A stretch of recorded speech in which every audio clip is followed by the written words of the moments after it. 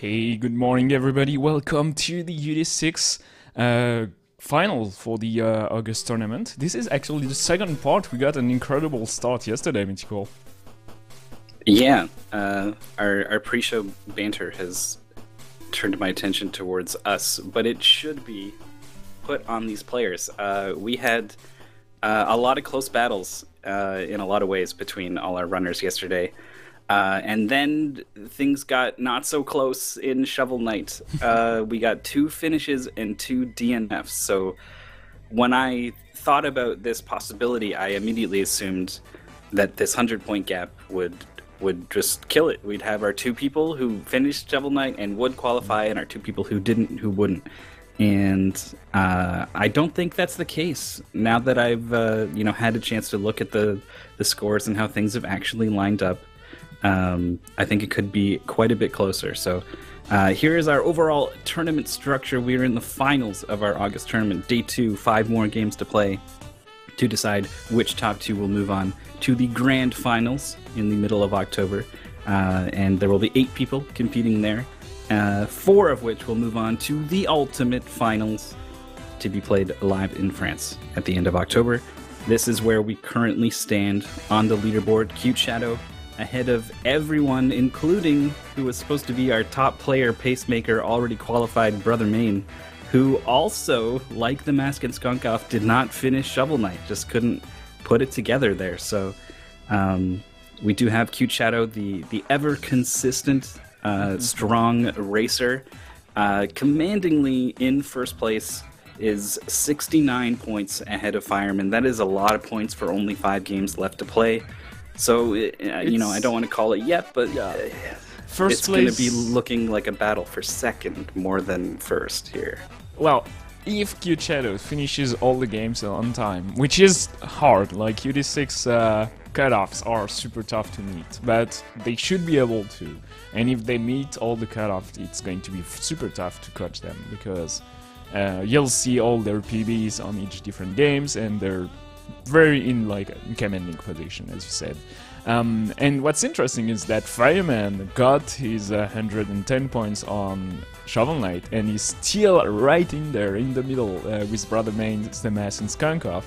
So he just caught up with a bad Cuphead, and it's a good Cuphead and a good Metal Slug for them, but still, and they got a PB on a Story About My Uncle, but it still wasn't enough. So it's exactly what they needed to be back in the race, and that means that the second day is going to be a huge battle for second place, as you said. And well, Cute Shadow cannot fail anything, pretty much. They have to stay, to keep the pace, to keep their lead and not see it crumble whatsoever during 2 days races. Yeah, and there's a couple games where we've seen people crumble in the past. We've seen inertia get the better of people. We saw the Mask actually struggle with Aria of Sorrow in the last weekend. And Donkey Kong Country, we've talked about that game over. I don't think it'll be a factor, but it's always lurking in the back of my mind. Their first player card here is Fireman, who is currently in second place, and going into Donkey Kong Country is going to be a strength for Fireman for sure. The players are all quite close, all things considered, across all 10 games really, but Donkey Kong Country is the one with the biggest spread between weakest and strongest player. Fireman's 159 points is one of the reasons why that spread is as big as it is. So he'll be looking to increase his lead over the other 2, further secure his second place position in Donkey Kong Country. What's worrisome is that his PB race for DKC was not so great. Mm-hmm. So, yeah, he has a better PB than Cute Shadow overall, but race time, you can see Cute Shadow consistently beat his PB during races, and that's his huge strength. He can top himself live during an event like today. The Mask, on the other hand, got 1 second behind, 47.03 PB, 47.04 race PB during a UD race, and but they passed Shovel Knight, they got their best race time yesterday. It was 60 minutes and 20 seconds, barely like 20 seconds over the limit, which is heartbreaking. And they're still in there, so they can, if they can manage to get even a small PB on DKC, that will put them right in there with Fireman, Skunkoff, and Cute Shadow should be still on top there. But the Mask has some fantastic times, and so does Skunkoff. If you look on the bottom right part of his card, it's Trials too. We've pointed it multiple times yesterday, but this is like his big strength. This is where he will catch up with maybe even Cute Shadow if like he's lucky enough. But once again, yeah, players has to see Cute Shadow fail a little bit if they want to catch with him. Yeah, last weekend we saw Skunkoff pick up 40 points over everyone else on Trials 2, if not more. So that was him literally setting a new PB or tying it, or he was very close. And everyone else, even if they did their best, he would still pick up 20, 25 points. But understandably, they didn't quite set a new PB, and so they just got, kind of trounced in Trials 2 by Skunkoff.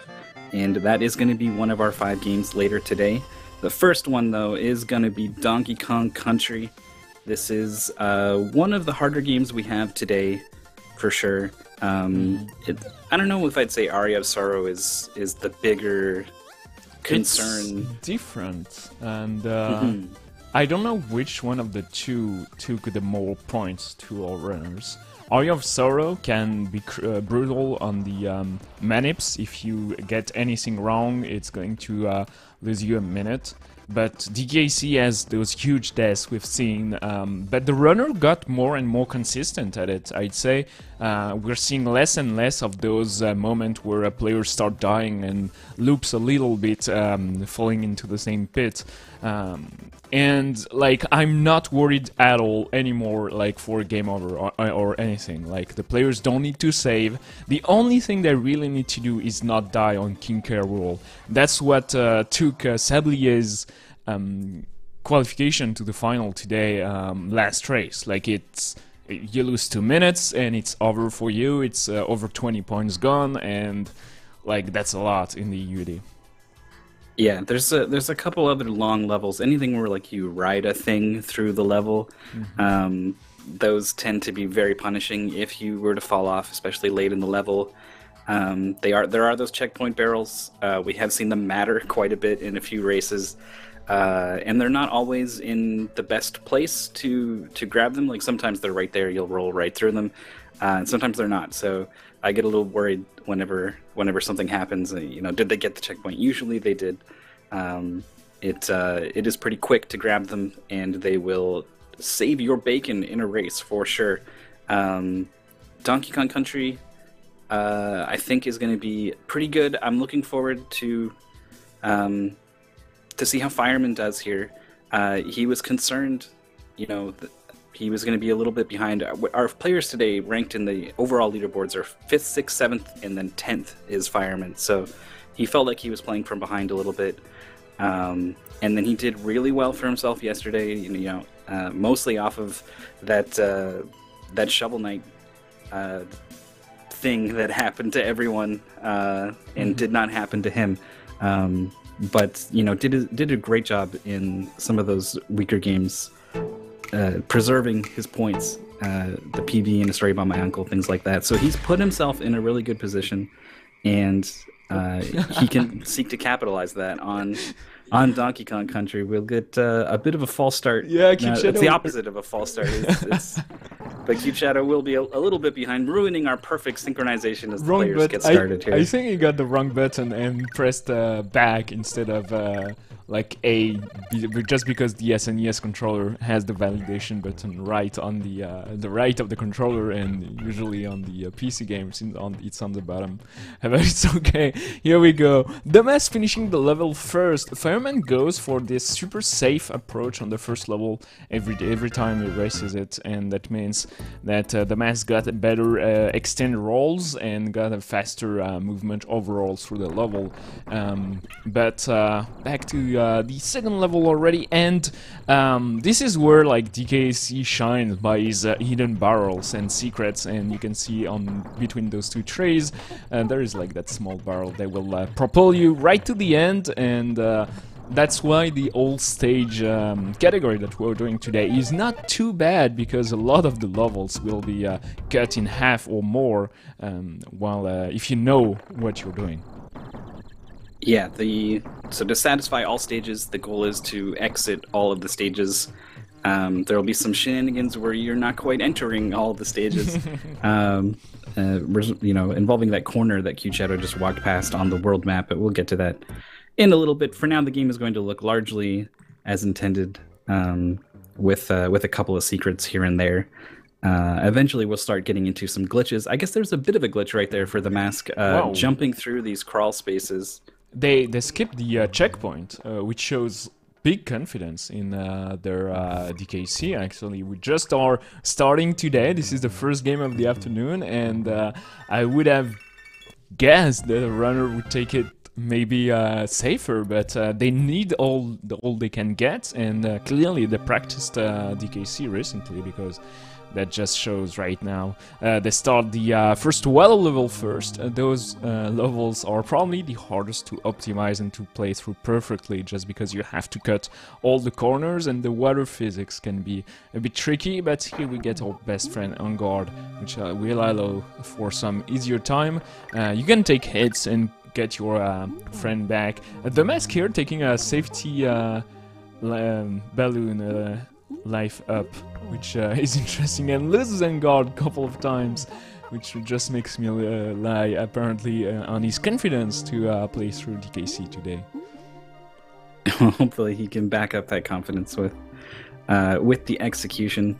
These are incredibly minor mistakes. These are not the kind of things that really end up deciding the Donkey Kong Country race. It's if you lose on guard and then you get hit and you lose Diddy Kong, and now you have to find a barrel to get him back before the next level, because you only know that level with Diddy, and Donkey is bad. He's bad. He's slower. He doesn't jump as high. His hitbox just being different, his sprite being different, is enough to completely throw off all of your timing and feel in this game, because I feel like this is not a good game for the really precise pixel visual cues.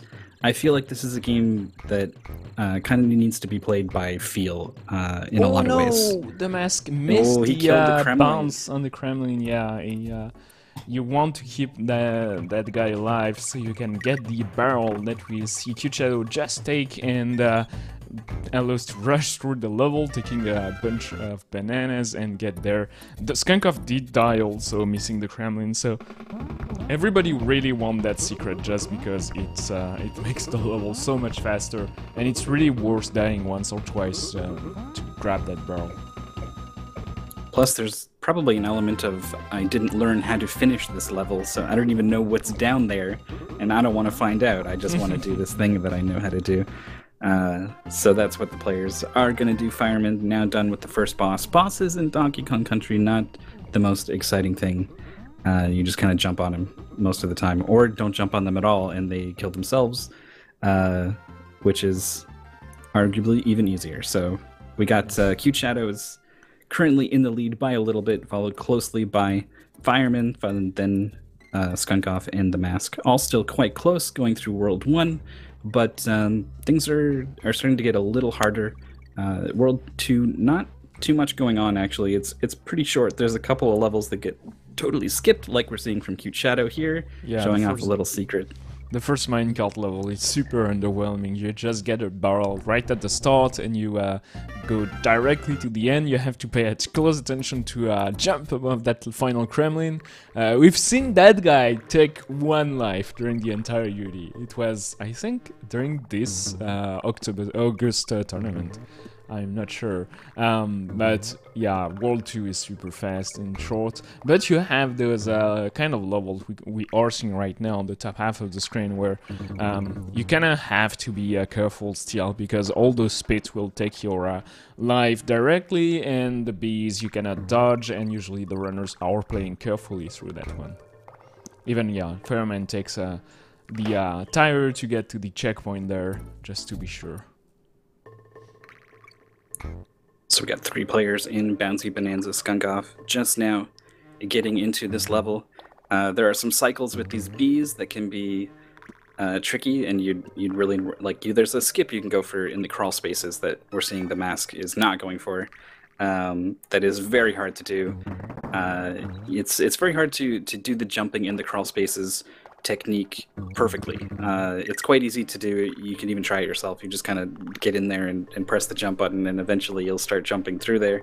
But to do it without getting hung up on any of the little corners, even a little bit, is incredibly hard. So all the players have been playing it safe in this section with regards to these bees, and Fireman is the first one out of this stage now. Is in, what is this?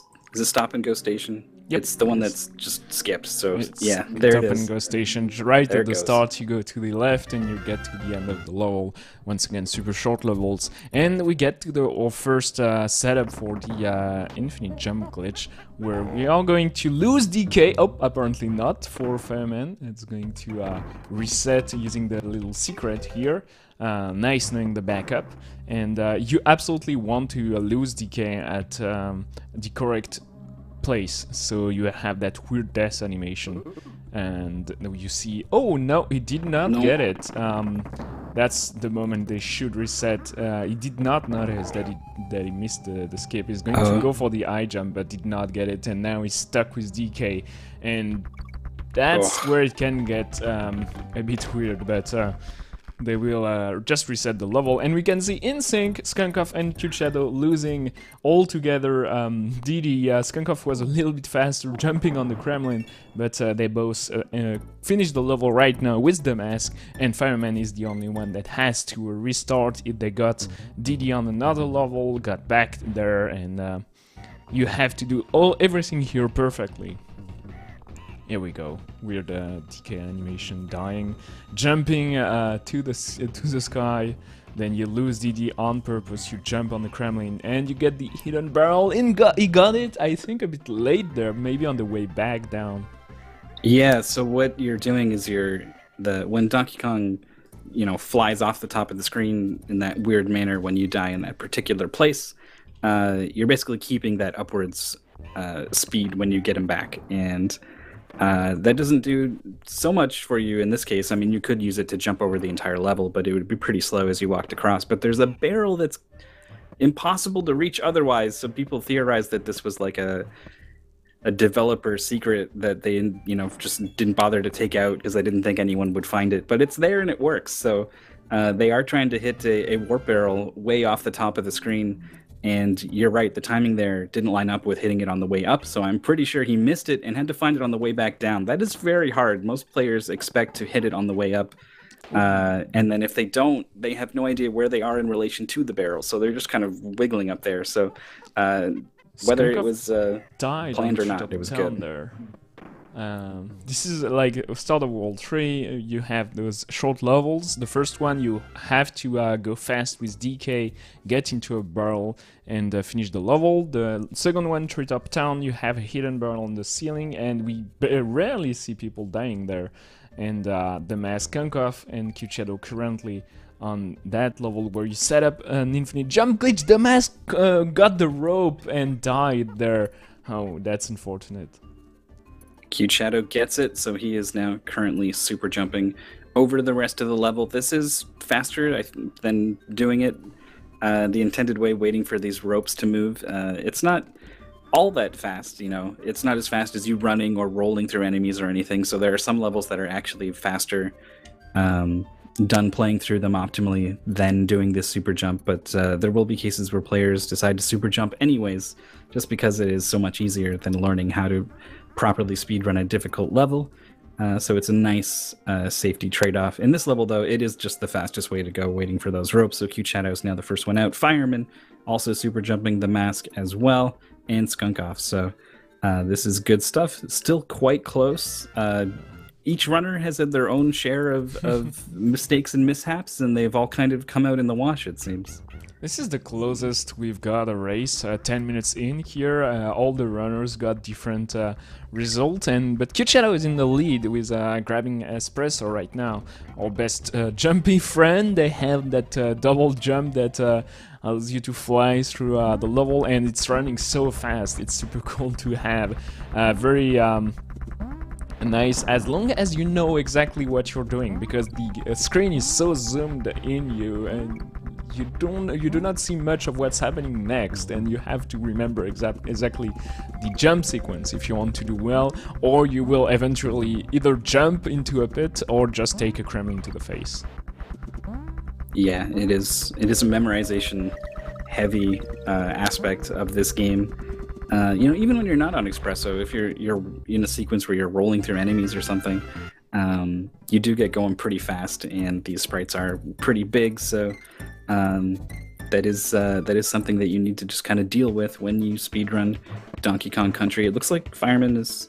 I missed if he's not going with Espresso or lost Espresso, but I think this level is technically a little bit faster if you do it perfectly without Espresso, but it is so difficult to do all of the rolls and extended rolls. There's all kinds of tech involved with managing your roll speed, as it were. But it is so technical that it makes no sense for the players to learn how to do it when you can just grab Espresso. But it is going to cost Fireman some time here, as the players or the mask rather is setting up for the orangutan gang skip wrong warp here. He gets it very quickly, mashing the buttons as you get into that corner. As long as you got one sprite, so if you've got two characters and you get in a Funky Kong barrel so that you've only got one sprite, mash the buttons on that corner, sends you most of the way through the level, beat the level, and now you've beat the level. So he is going to be moving on to join Q-Shadow and Skunk Off. This is a frame-perfect Clam City.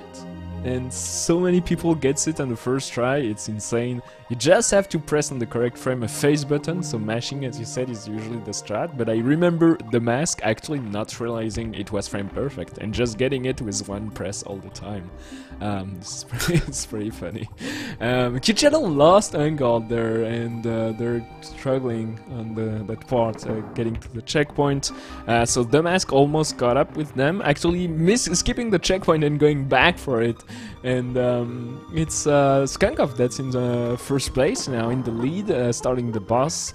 That giant bee is not too much of a problem. Once again, the bosses are not going to cost or make you gain or lose too much time, especially compared to games like Shovel Knight or Aria of Sorrow, where the boss fights are key. Here it's just a matter of knowing exactly how the patterns go, and you should be done in a few seconds. I was getting a pretty bad feel watching the mask ride around on Enguard as Donkey Kong. That's when you know something bad happened, when you see that big guy sitting on that fish. That's definitely not something you ever see in the intended route. But he got both his Kongs, and he was able to exit the level. Plus, it doesn't really matter who's riding the fish. The fish controls the same. It just looks a little different. But he'll be very happy to have both Kongs now, as Skunkov is the first to enter the fourth world. These ice levels are where things starts to get a step up in difficulty. I think Snow Barrel Blast, very difficult level. He will probably go for this pretty cool trick with this metal barrel. If you are holding one and you jump on a slope, you get a weird speed boost, and it follows into a pretty neat sequence. So hopefully we'll get to see it here. Oh, he throws it. No, he's not going for it, which is understandable. It's quite tricky, and it saves very little time. DKC is one of those speedrun super advanced in terms of speedrunning community and just world record strats, and you have a lot of those techs that just barely save few seconds, and that's why in the UD context, where the runner are just like started running the game a couple of months ago now, it's pretty easy to understand why they would not go for the harder strat that would just save you like a couple of seconds here and there. That's also why they will go for some infinite jumps in the later levels, as you mentioned.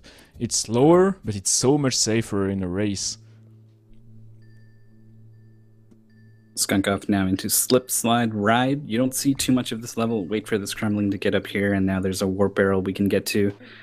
He's gonna try. Yeah, he's gonna just jump into it with Donkey Kong, his hitbox or something, and just lets him get in there. And Diddy can't. Diddy has to do some rope jumping shenanigans to get off the screen to get enough height to jump over to the barrel. It's a little faster than waiting for the switch animation, but much harder. So again, like you said, there are a lot of these trade-offs that players have made, and it's absolutely the right call. There is way too much to learn in a game as rich as Donkey Kong Country. Cute Shadow needs to get another Kremling. There's 3 here, I think, actually. You can go and get as many as you need, but you would rather get that first try. Yeah, usually the runners don't struggle at all getting there. We see Kid Shadow switch to DK once again.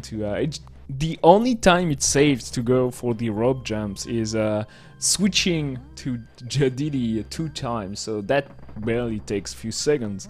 But usually the runners and the world record strats implies that you would lose DK on purpose a lot of the time, just so you don't have to switch.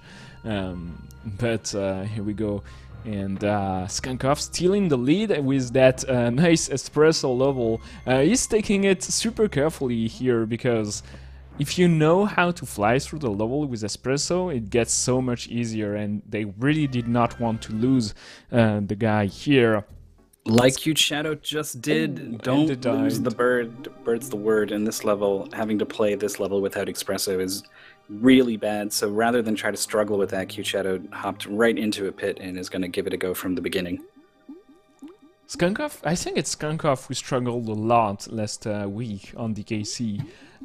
They kind of, on that specific level, they lost the espresso a couple of times and struggled to get into the groove, because once you don't have like exactly what you need to pass the level, it can get super tricky. It's like any like Mario Brothers game where you are used to be able to fly above a level or use firepower, and you don't have what you need, and suddenly the game becomes so much harder. But Fireman lost espresso here, and he's taking it super slow and carefully, jumping above, but gets the G here and he's almost done. Just that guy, that final guy is throwing barrels, killed Skunkov 2 times, I think, last week. But finally they get there, and Skunkov is actually in the lead with that Croctopus Chase level. This is the longest weather level, and also you don't have Unguard at all. Just right at the end you can grab it, but it's not worth it. So it's just going to be the place where all the runners gather around, and the mask is right behind all of them, and it's actually way closer than usual getting at we are halfway through the game pretty much, and usually there's much more of a lead at that point. I was not aware of this super jump option in Ice Age Alley, where the other players got espresso. The mask opted for a super jump, which is a lot easier for sure. Not quite as fast as that ridiculous running speed that espresso has, but we saw how that can go wrong. When you lose espresso, it is really, really bad, and it's a hard stage. So that's just one example of the super jump being the safety option that some players will opt for. I think we'll see pretty much everyone opt for that in a couple of the later stages, but the mask's the only one going to do it on that stage, joining the other players now in Croctopus Chase. And yeah, no Unguard, it kind of breaks things. You're supposed to be like chased by this enemy, but I think it wouldn't be so tense if you could just turn around and poke it with Unguard. Skunkov is now finally out of this level just as the mask starts, and he is, I think, about 30 seconds, maybe 45 seconds ahead of his opponents for now. Got a 119-point run in the 2 weeks ago to qualify for top 8. Oh, so I'm and sure the you're jump! Right, but... Oh wow, they missed the platform in the dock here, that moving one. Oh. Level's not supposed to be dark. They do give you a flashlight if you want it, but it lags the screen. And you can kind of see a little bit, you can see enough if you know what you're looking for, so the players probably won't be picking it up. Plus, if you turn around, it'll blind you. Checkpoint. So. Oh, yeah, that blinking I don't remember the name of the part that follows you around with the flashlight, but when you turn around, it just lights up the camera, supposedly, so it blinds you a little bit, and that can get super annoying, as you're constantly compensating right and left sometimes just to land on the platform and dodging those mincers. But this is one of the levels where we see a lot of deaths happening, actually. But Skunkov is still one entire level in the lead. Cute Shadow just got there as Fireman is entering the level as well. And they're doing very, very well here. Yeah, that was a pretty good place to lose Diddy. There's a barrel right at the start of the next level. For Skunkov is most of the way through Rope Bridge Rumble. Oh no! The way starting, and he missed the jump. These tires are really mean. The timing for jumping off of them. You do have there's a window. It's not like a frame perfect to jump off a tire or anything. There is a window, but it's kind of like jumping off one of those music note blocks in Super Mario Brothers 3 that are notorious for pretty much exactly the same thing that happened to Skunkov there. So yeah, it's something that can happen, and there's a lot of tires in this level, so definitely need to get that under control. And this is one of the levels with those moving platform with tires, and there's that specific one. If you grab the wrong barrel and move too far into the level with it, you can despawn one of the most important platforms, which is that barrel here. The runners will try to dodge it because it will despawn that exact platform he is on right now. So you don't want that to happen to you, and usually that will happen to a runner at once or twice in his DKC running experience. But Skunkov is finally done. Did not go for the crazy tire roll jumps you can do, like just sneaking under the bees and getting everything a little bit faster, but it is so risky. Skunkov just went for a super safe level, but Cute Shadow and Fireman actually got up, and Fireman falls on the final platform there just before the end. Oh my goodness. It doesn't matter if you got the checkpoint. Well, it does matter if you got the checkpoint, but it's still a big time loss dying that close to the end of the level. Even if you get that checkpoint barrel, you can still lose half a level's worth of progress. But yeah, it looks like no one is going to be going for any tire rolls. Like you said, if you thought the input was finicky for jumping off a tire, it gets much worse if you try to roll off of one and then do a jump afterwards. Just the rolling mechanics in this game. Wow, Fireman was going for a roll there at the end. Nice. So you could see him just sneak under the bees and getting a nice late roll, leaving the platform. And Skunkov and Cute Shadow both chose to infinite jump above that level. This is where, like World 5 and 6, we are going to see a lot of those, because it saves a lot of time just compared to the hassle of learning and actually executing those super tough level.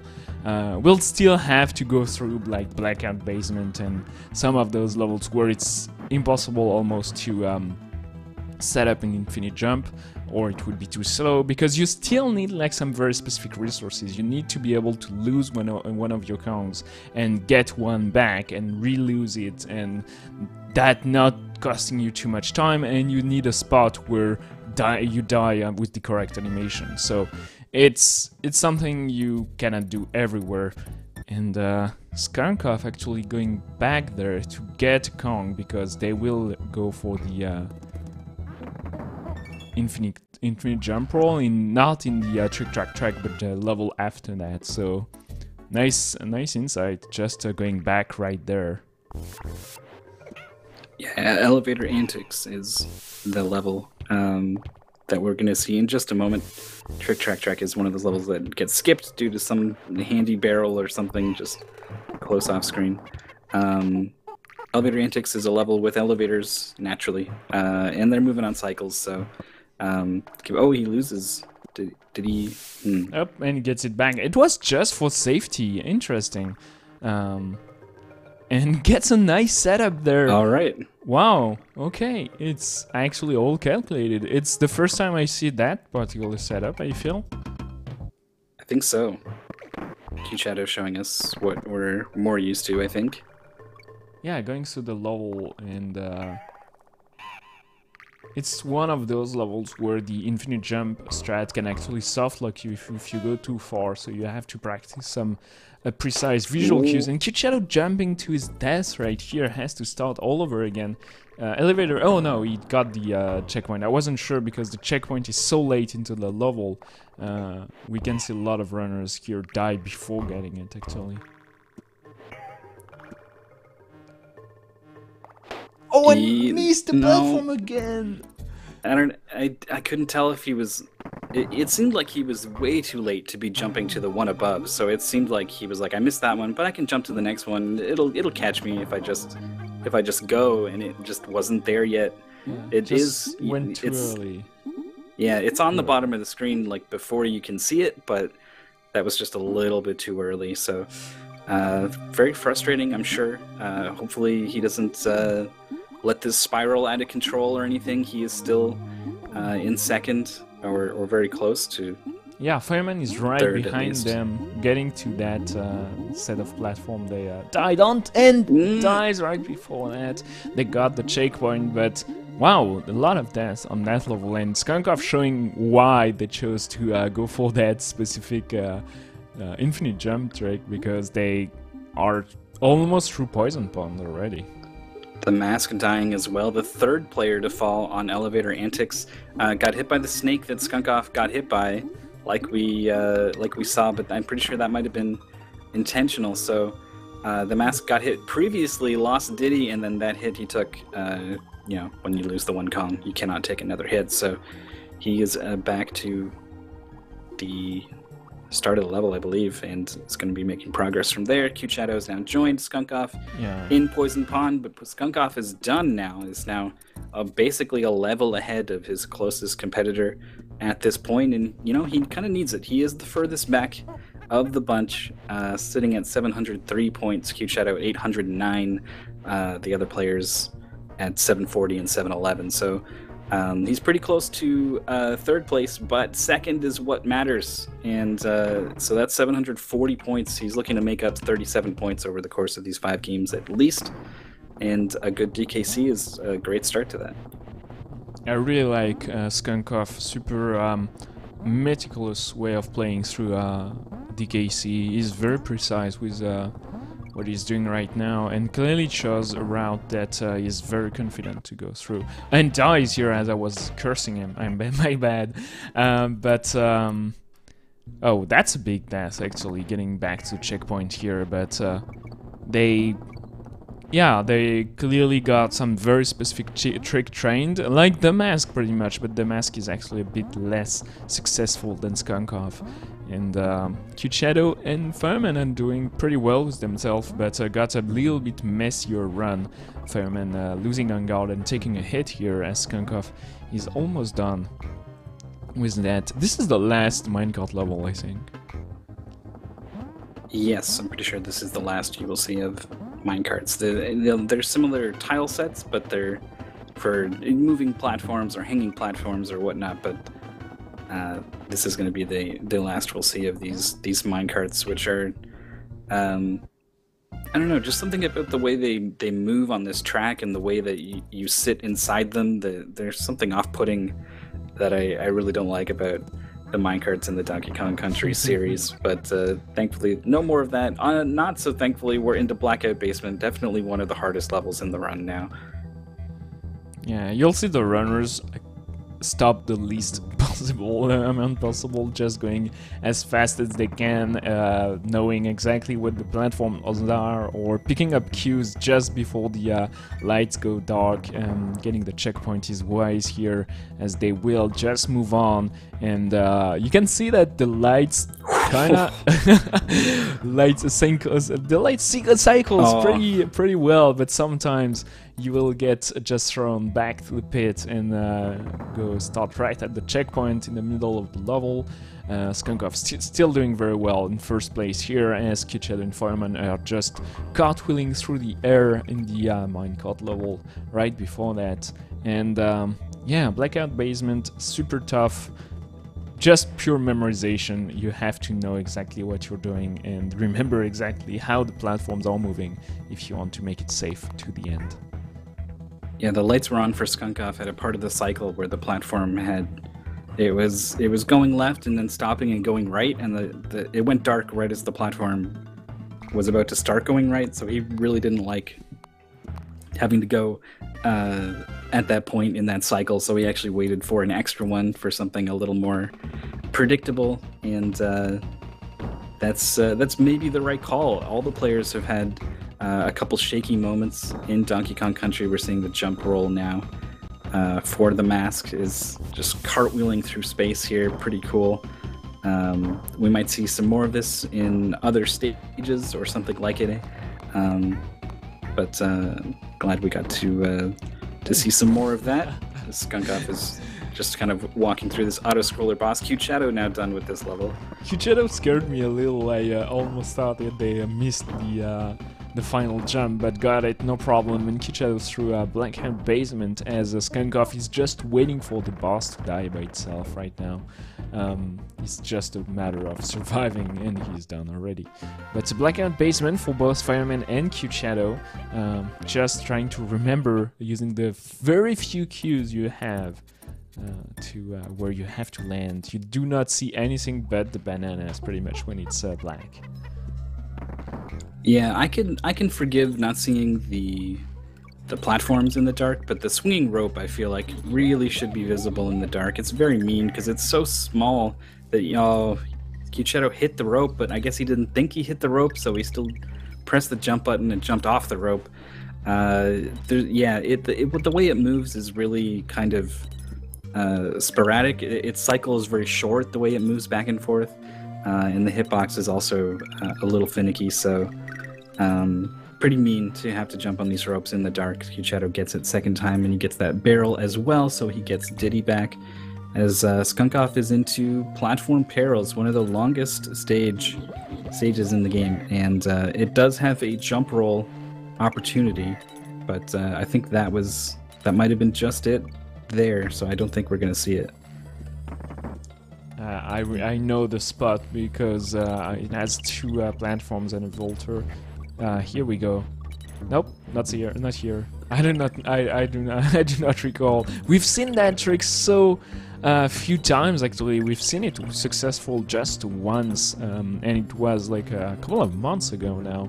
It's super tricky. The setup, you can set it up correctly if you know exactly what you're doing, but then you have to have that frame perfect input right at the moment you would die if you miss, and the players I know will go for have that backup in mind, and that will maybe not help getting the correct input. It's super tricky, and it saves a lot of time, so you want to have it, but it's totally understandable if you miss it. I like at the end of the level where they force you to deal with this blinking red dot. I hate it.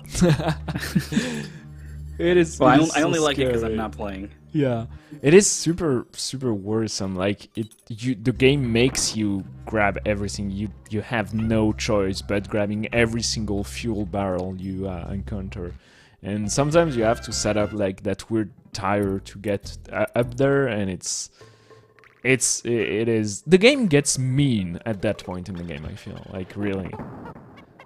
Yeah, I think I agree. It crosses a line from what is okay and what is not okay. But we forgive it. It is a classic after all. So Skunk Off is done with Platform Perils, and no, this is Platform Perils. I'm getting my levels mixed up. That was Tanked Up Trouble. Tanked Up Trouble. Sorry. Yeah. We're very far from Platform Perils. But it does have that jump roll that Fireman could maybe set up in a little bit. Cute Shadow opting not to. Fireman opting not to as well. Yeah, this one is super tricky. And the mincers here, we are going to see all of them, but we are not going to wait for them at all, as we are infinite jumping above the entire level on Skunk Off screen on the bottom right part, and Fireman, Cute Shadow, the Mask through the same level. It is so long, it's pretty usual to see the runners get all together at that point. Cute Shadow is almost done there, Fireman should be right behind them. And this is a close race, but Skunkoff is managing to shave off seconds here and there and still nicely in the lead. This is a game where each point is 9 seconds, so you want to be able to save on Skunkoff perspective. If they want to get back to the top 2, they need 37 points, so it's going to be super tricky seeing how close the race is so far, but they will like happily gather a few points on DKC. So Skunkoff has, yeah, this is not going to work. He was going for a super jump in Misty Mine, lost one of the Kongs early, and you know, got the DK barrel to get them back, but he needs that DK barrel to set up the super jump. So he's going to go back to a previous level, get the Kong, leave the level, re-enter Misty Mine, and reinitiate that super jump. So even on the safe strat, there is something. He gets hit again. Oh, he got hit correctly. Okay. Yeah, that was on purpose. And then it's just waiting to get the correct cycle here, losing DD. And okay, that setup I'm not familiar with. I've seen it multiple times, but it's one of the messier ones, I feel. But they're just done nicely, and the lead is actually crumbling a little bit as Fireman and Cute Shadow are almost done with the mincers here and the Misty Mines. Those are some levels where it's actually faster not to do the infinite jump glitch, but it's once again so much safer in a race and in within the UD settings that you'd want to go for that. Cute Shadow actually fell a little early here and has to deal with the end of the level manually, as Fireman is just like overshooting it and has to wait for seconds for DD and Donkey to come back to the ground. The Mask now also into this level. At the end of the previous level, Tanked Out Trouble, really long level. You really do not want to die at the end of that level or just before the checkpoint or anything. So the Mask was actually playing super safe. There's just two naughties that come by. It's just the most basic. It's the Goomba of Donkey Kong Country, but he waited on one platform for one to walk all the way off the edge, and then he jumped, and then another one came, and he jumped off of it, and then stood in place and waited to come down. I guess he didn't stand; he was jumping, but he didn't move. He didn't jump off of it and keep going. He waited to land and then do another jump. Yeah, just playing quite hesitant at the end of Donkey Kong Country. You can tell this game is not a strength for him, and today in particular, I think he's feeling a little shaky. So he is going to be taking every safety precaution and then some, and we'll see how it works out for him. He's definitely behind by a little bit. Diddy goes correctly off the top of the screen, and we'll see what kind of setup he gets for his super jump here. Fireman and Cute Shadow, the sync is unreal, as Fireman just passes Cute Shadow in the Misty Mines with a better setup at the start and just finishing the level better as well. Cute Shadow had to wait for many seconds for Didi and Donkey to come back on the screen, and the Mask is almost done with the level, so it's actually just the room Skunkoff had is actually shrinking by a lot right now, and they're just like playing super carefully once again. That level killed a lot of people, and I really like the way Skunkoff is playing through DKC right now, super carefully. But Cute Shadow and Fireman are having a better time apparently with the game. Skunkoff has lost Diddy Kong in a pretty bad spot here. This is the kind of sequence you don't want to have to do with Donkey Kong. With his weird hitbox and his jump and his speed and everything. It just feels bad jumping on these platforms as anyone other than Diddy. But here he is with no DK barrel in sight. It's been a long time since there has been one, and I'm honestly not sure where the next one even is. I'm not sure if he knows where the next one is, but he gets the checkpoint barrel, so that he's going to be quite happy to see that. And usually where there's a checkpoint barrel, there's a DK barrel as well, breaking it off the bottom of the screen. Diddy's fine though, bounces right back up. He's able to switch and is back on track. Fireman getting towards the end of the loopy lights. Cute Shadow is done moving into the same level as Skunk Off now, Platform Perils. It is quite close here. Skunk Off was starting to run away with a little bit with it, but the super jump problems in Misty Mine have allowed the other players to catch up a little bit, still enjoying a nice lead, but he's looking for more than just a couple points if he can get them. He's got to make up at least 37 to get into second. He's not going for the... he's here. Waiting for that final platform. Just playing carefully, knowing what he does, grabbing all the barrels, killing all the enemies, and slowly making his way through the level. Once again, here you could have skipped that specific platform, but... oh no! Okay. What? I totally... I did not know that was there. I don't know if he knew that was there. Oh, it didn't take him to the exit though. It's a bonus game, so he's still gonna have to wait for this. But this is time wasted. This is time lost. He didn't die, but he's also not about to. You'd rather see that. He's like, great, swordfish, hooray! Oh, good. Is this worse than losing? I don't know. No, it's still better, I'd say. But I totally caught off guard by that secret right here at the end. That's probably how you get to there. Also, that's just missing that one jump and knowing that it's there. But okay, Skunk Off, first place to the boss. Fireman only with Donkey losing his life on a big Kremlin, and Cute Shadow actually passing him right now, going for the Cute Shadow going for the wall jumps and get to the exit, almost catching up with Skunk Off as they all both enter the Neki refight here.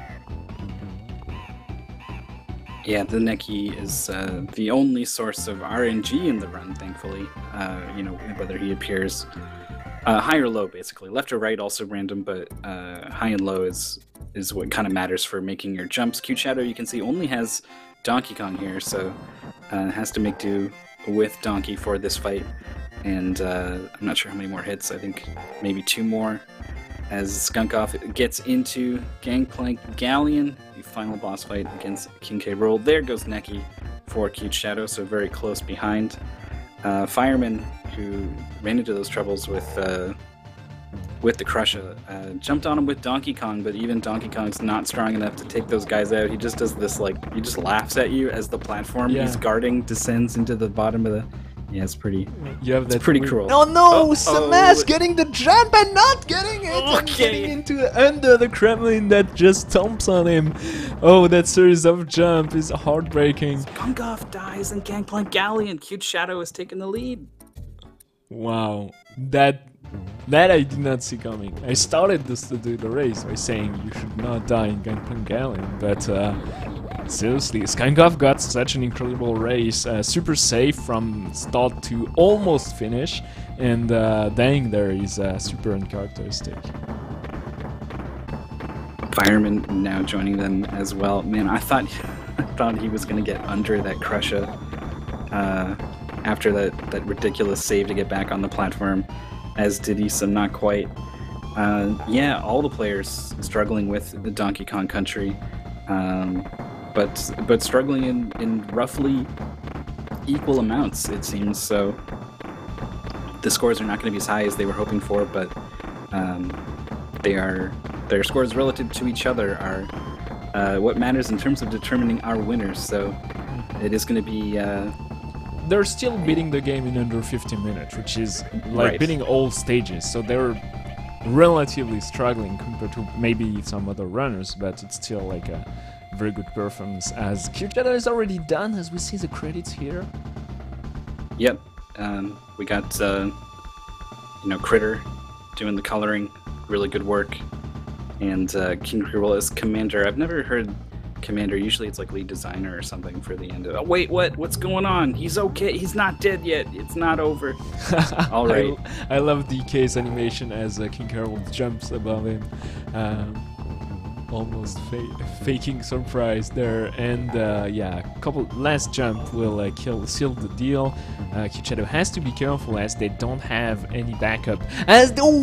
Wow, what? Okay, and their final hit is going to seal the deal. That series of jump, I'm not super sure about. Okay, and actually Fireman passed Skunkov, or is Skunkov right at the end here? Final hit, maybe? Yeah, this is the final hit for Skunkov. Okay. I don't know if Cute Shadow was messing with us or if he legit thought I should jump on King K. Rool. No, wait, no, I shouldn't. And was no, able the to final pull back. hit is on the left, not on the right. Yeah, I'm not sure. That was kind of sketchy, to be honest. But Cute Shadow is done in first place, but Skunkov is right behind them. Maybe not getting the lead they hoped for, as they were like super far ahead from Poison Pond and beyond. Like they just got caught at the right at the end. The final 3 levels were not so great for them since Misty Mines, pretty much. And the Mask is finishing the game right now, and they're actually making like very good progress overall. The UD community playing through the KC. Nobody is like dying is a surprise now. It's not the normal. Runners tend to use less and less extra lives, and even like the checkpoints. Some runners start to skip some checkpoints, and it's oh wow, Diddy losing it probably intentionally, but it's still scary here. Totally under control for the Mask, 100%. I'm sure he's not even worried, even a little bit, despite some of the safety measures he was taking. Some of those ridiculous. No, honestly, I think the Mask is probably pretty terrified at this point. It's hard to, this is a pretty easy thing. It's not a fight, I guess. It's sort of, I guess you jump on him, but it's a fight. But all things considered, it is quite easy. But it's not free. You can't just breeze through it. You do have to do some things to make sure that you don't get hit. And so something about this, like, it should be easy, and you feel like it should be easy, and you feel bad if you get hit. Something about this just makes it so tense for the players, and then for us watching as well. We've seen this pressure of this just really long fight, and like the music and this expectation that I shouldn't get hit, but like sometimes I get hit in this stage, and it can get some players. So we'll see. The Mask just needs one more hit here. He's playing as Donkey Kong to get this last hit. He'd rather be Diddy, but here we are. He's under. And here we go. No problem for the Mask. But you see how long that fight is. He entered like over 2 minutes before, and it's just done. So very nice race, actually. Super close between all 4. They will be probably super happy as the game is done. And Skunkov just has had a nice lead throughout the game, and that will probably put him in some good state of mind, as the next game is Trials 2, and it's his forte in today's lineup. So Trials 2, like, I'm not sure the game needs much of an introduction, but here we go. Crazy motorcycle game, jumping and looping around on some very specific tracks, mainly made to kill everybody as they are going to play through those maze of planks and fire hazard. Yeah, this is the game kind of took off on Xbox 360. It got on there. I don't know if it was like a Summer of Arcade game, but when the indie games sort of started to take off, digital downloads and the stuff that is totally normal and a part of everyday video games nowadays, back then was new and exciting, and it was weird games like this that people found and fell in love with. So that was Trials HD, I think, that, but Trials 2 is sort of not quite as known, a little less polished. The controls on the bike are a little squirrelier. And they definitely feel squirrely when you play the newer ones as well. So it's even harder for the players, and it is a weird game for sure. You got weird. You don't really control the bike exactly. You control, you get your gas brake, but after that, you're controlling the rider, and the weight on the rider is what will rotate or flip the bike. But we'll get there in a little bit, taking a look at the leaderboard to see where these times came in. Again, reminder, Brother Main, our pace setter, is also racing and did have the best Donkey Kong. But of the 4 players competing today, we got Cute Shadows. 4s across the boards. If you were Japanese, this would be an extremely unlucky time, as we'll see later on in the Aria of Sorrow. With an obscure reference, but Fireman Skunk Off very close to each other in terms of their Donkey Kong Country times. In terms of points, it's 36 points that Skunk Off is looking to pick up on Fireman, and the Mask is dropping back here, but he's not out of it yet. Interesting lead, like Fireman is 36 points ahead. Skunkov has to make some interesting moves there, and I really felt right before DKC that Fireman's lead was a little bit less than that.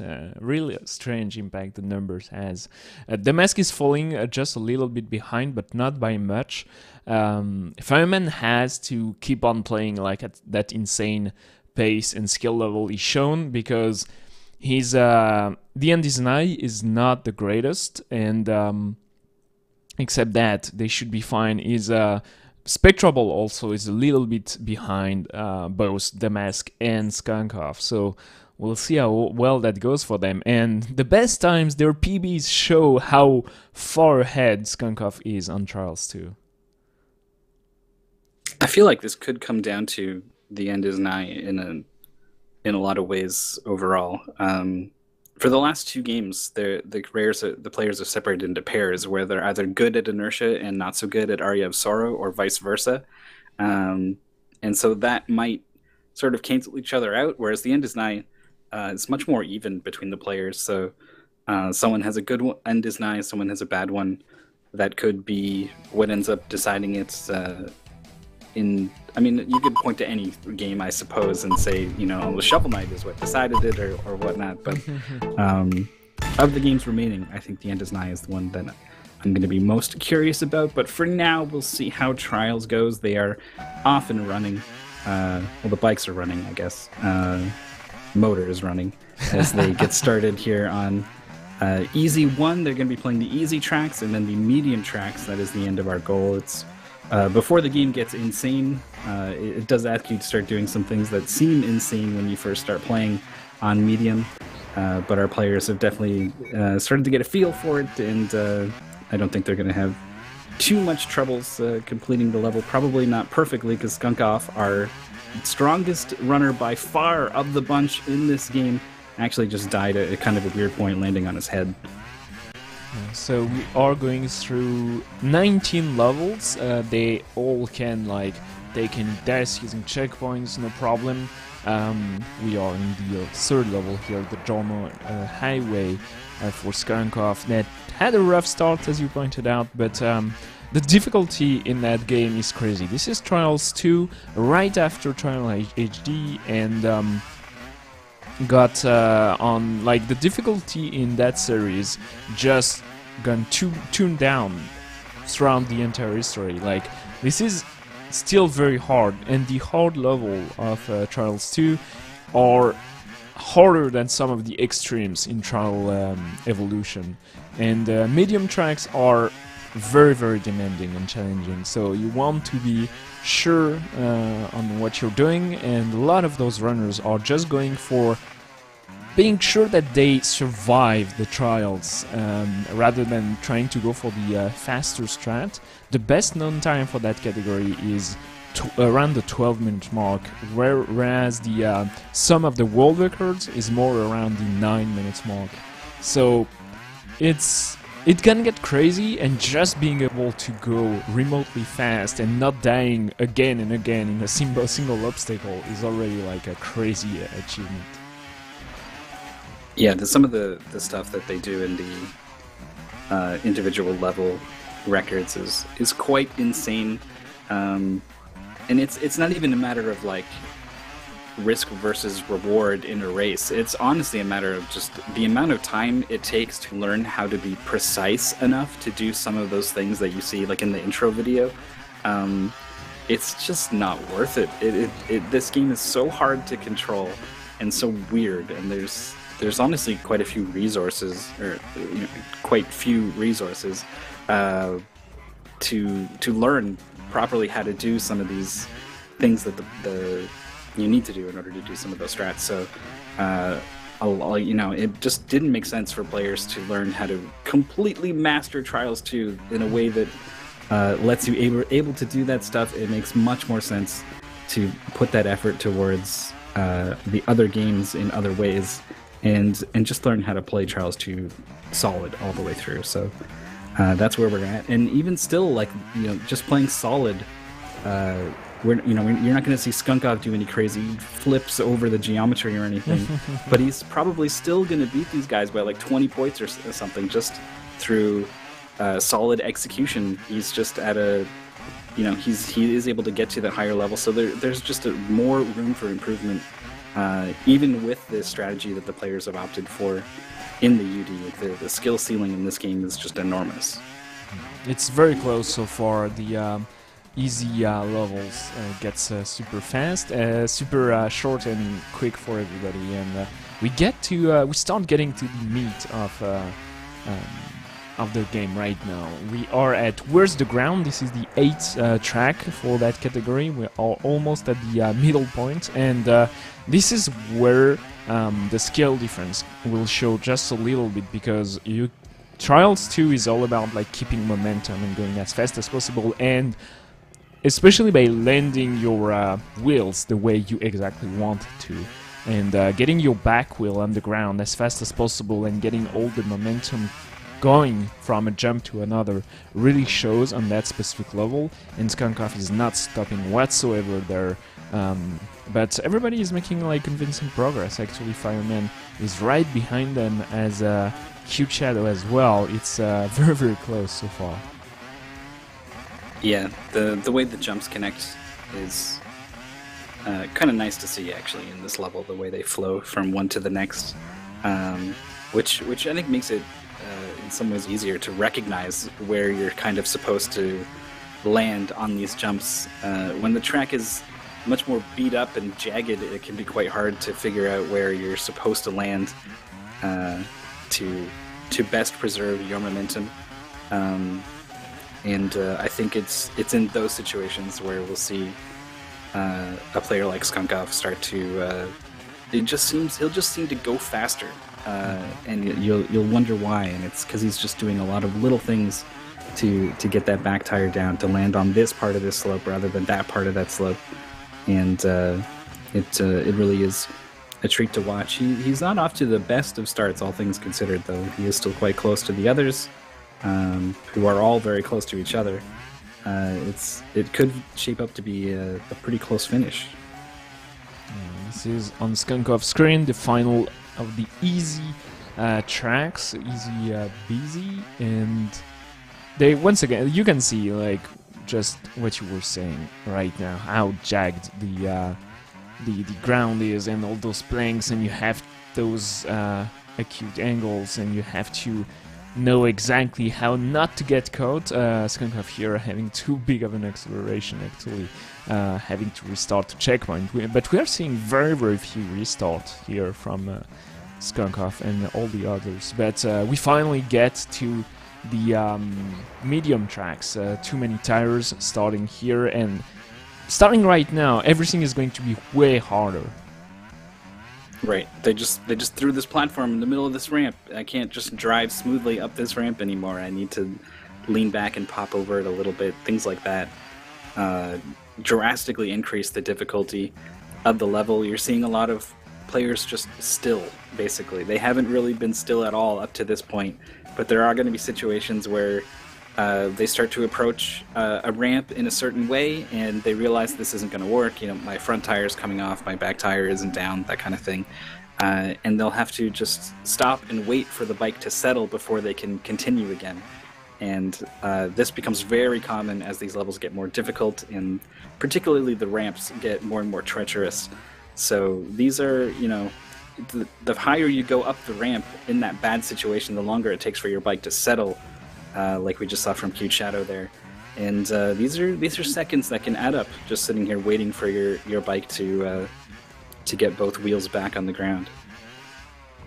Cute Shadow is still doing great on the second place here, just progressing through the second level of the medium tracks.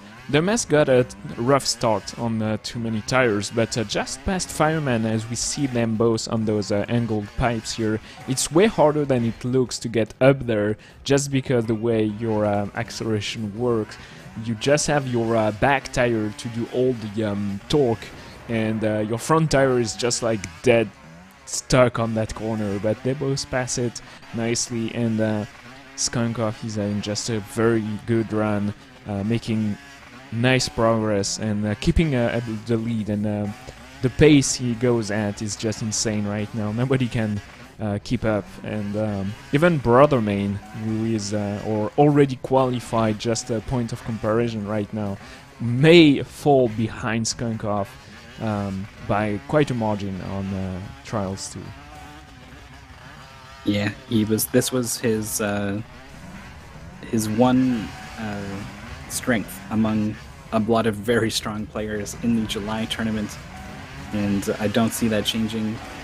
He's third overall on the leaderboard for this game. He's tied with Mooks for second, and Puppets Masta has the top spot on the leaderboard. But the strongest, these are guys who specialize in just a couple games, not all 10. Of the guys who specialize in all 10, Devil Tifa is 2 points back, and our number 1 spot on the leaderboard, Mel West, is 8 points back. So beating out the best in Trials 2 basically is Skunkov, and he's proving it here today. He's still about half a level ahead, as I said, as he gently tumbles onto his head. We're just praising in an awkward Skunkov, way, and his lead is actually getting a little bit beaten on that specific level, but the duel between The Mask and Fireman just caught a chat off guard because they were so close together. Fireman just took the third place as The Mask is right behind them. Every single jump, every single obstacle, it seems like they're passing each other, and Skunkov is just like climbing through those pipes, one of the most difficult obstacles of the entire category, and they're almost done already.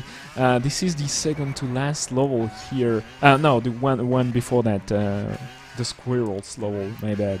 I want squirrels. And I always forget about the squirrel level. Yeah, I always tend to skip from Pipe Dream to Under Construction, but this one has those nice animated elements to it that don't interact with the players, as the Trial series will keep on adding those moving parts to the tracks, as if you play through Evolution or Fusion, you can see a lot of those moving elements and elevators and stuff you have to deal that are even harder. But so far it's just nice climbing through super steep slopes, and yeah, Skunkov is not stopping. Just got a small reset here as the landing was incorrect, but Fireman right ahead of The Mask on Pipe Dreams here, trying to get his front wheel to climb up and then get the back wheel up there, and that final tire, and finally he's done with the level. Really not too far behind is The Mask now finishing. They are neck and neck in third and fourth place. Skunkov is a fair bit ahead of Cute Shadow. It's definitely closer than I thought it would be, honestly, between Skunkov and pretty much anyone else, but Cute Shadow's just strong ability to perform well in races is shining through here a little bit. Skunkov is now into Under Construction, and Cute Shadow is coming to the end of I Love Squirrels here with I Want Squirrels, but you can sense the love for them. Yeah. As he's doing this last reset, and he leans too far back, and he's going to have to reset. He didn't like the way his front tire was coming off there, so a pretty quick reset to clean that up, and now he's about half a level behind Skunkov. And it's still so close between The Mask and Fireman, as they are in the same spot. As The Mask got caught a little bit longer on that specific platform, but look at them, they're just on the same tire, same plank. The Mask failing behind, but Fireman does the same thing. It's insane how close that race can be, and I'm really thankful that there are so many checkpoints in the game. Like, you just clear one obstacle, one jump, and then you get a checkpoint. But still, some of the parts, like where Fireman and The Mask are right now, seems to be unsurmountable. Like, really, you have so many little tricks and traps and holes between the tires and the planks, and it's so easy to fall. And Fireman is just losing some times compared to the Mask right now, right behind them, as Skunkov is almost done with the game, starting the final level here. Cute Shadow is not doing so bad actually. They're just going to keep their lead in like first place, maybe for the entirety of the day. Yeah, Cute Shadow doesn't need to beat Skunkov at trials here. Honestly, can afford to finish a little bit behind everyone as long as he's only just a tiny bit behind everyone. Has a pretty good lead going into these games. And, being ahead of both Fireman and the Mask and being this close to Skunkov bodes really well for Cute Shadow heading out of our 7th game, as it is almost over. Skunkov had a couple mistries here with this first jump that Cute Shadow is having the exact same problems with. There's just a lot of finesse to how you come off that ramp and how you interact with that ramp once you get there. Do you bump it with your front tire or your back tire or not at all? And these things all make little differences. And to some degree, I think the players aren't even quite sure exactly what will and won't work until they get up there on that ramp and find out. But they do eventually get through. Skunkov going to be the first player to finish a 14:38 or so, I believe, was the time. Cute Shadow is about half a level back now. He had big issues with that part. That's why he's even going even slower than needed. But you need to go slow here, or you will just touch your head slightly, and that just kills you instantly. Like, you cannot touch.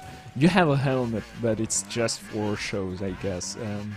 And it just like passed the obstacle nicely, and just has the those final jumps to make, nicely land on the planks right before they vanish and just leave the pillars under the wheels. Shadow just having that final tire jump here. You can see him lean forward so these both wheels clear the obstacle, and nicely they are done. The Mask is almost there, and Fireman just fell a little bit behind right at the end of the run. But Cute Shadow got not such a great trials compared to what we've seen from them, but that's what UD is, right? You have to be practicing 10 games, and that means probably you have to leave your strengths behind just a little bit so you practice on your weaknesses, and it just like averages a little bit at the end. But still, if you are very strong on one game, that means you will have so much an easier time picking it back up and be super practice on it, like just in a couple of tries, whereas and your weaknesses you have to put in extra practice on them, and usually that means you have to play a lot more on the game you like the least, sadly. Oh, the Mask makes it there! That was impossible! I cannot believe he just did that. Wow! Just flipping from one barrel to the next. Back tire to front tire. Impossible. That was pretty ridiculous. I'm really happy I got to see that. The Fireman's trying to show him up a little bit here, but not quite able to make whatever that was. Okay, but the bounce off of the front tire, that was pretty cool. Oh, no bouncing just before the end. Oh, has to clear. Yeah, going like super lean forward just vertically, and Fireman's done as well. Everybody's done in under 17 minutes there, which is incredible. Super clean runs from everybody. Maybe at least not the best performance from Skunkov. That's not what he hoped for, but even if he has like a bad day, it's still first place compared to those four, which is already great. Yeah, I'm looking at the times from the top 8, and it was all around the 17 mark, 17:10, 14:17 for Cute Shadow, Fireman, and the Mask. So all of them exceeding those expectations. Skunkov set the bar pretty high, actually getting a new PB in that match with a 13:18. So not quite able to reproduce that. But look at these.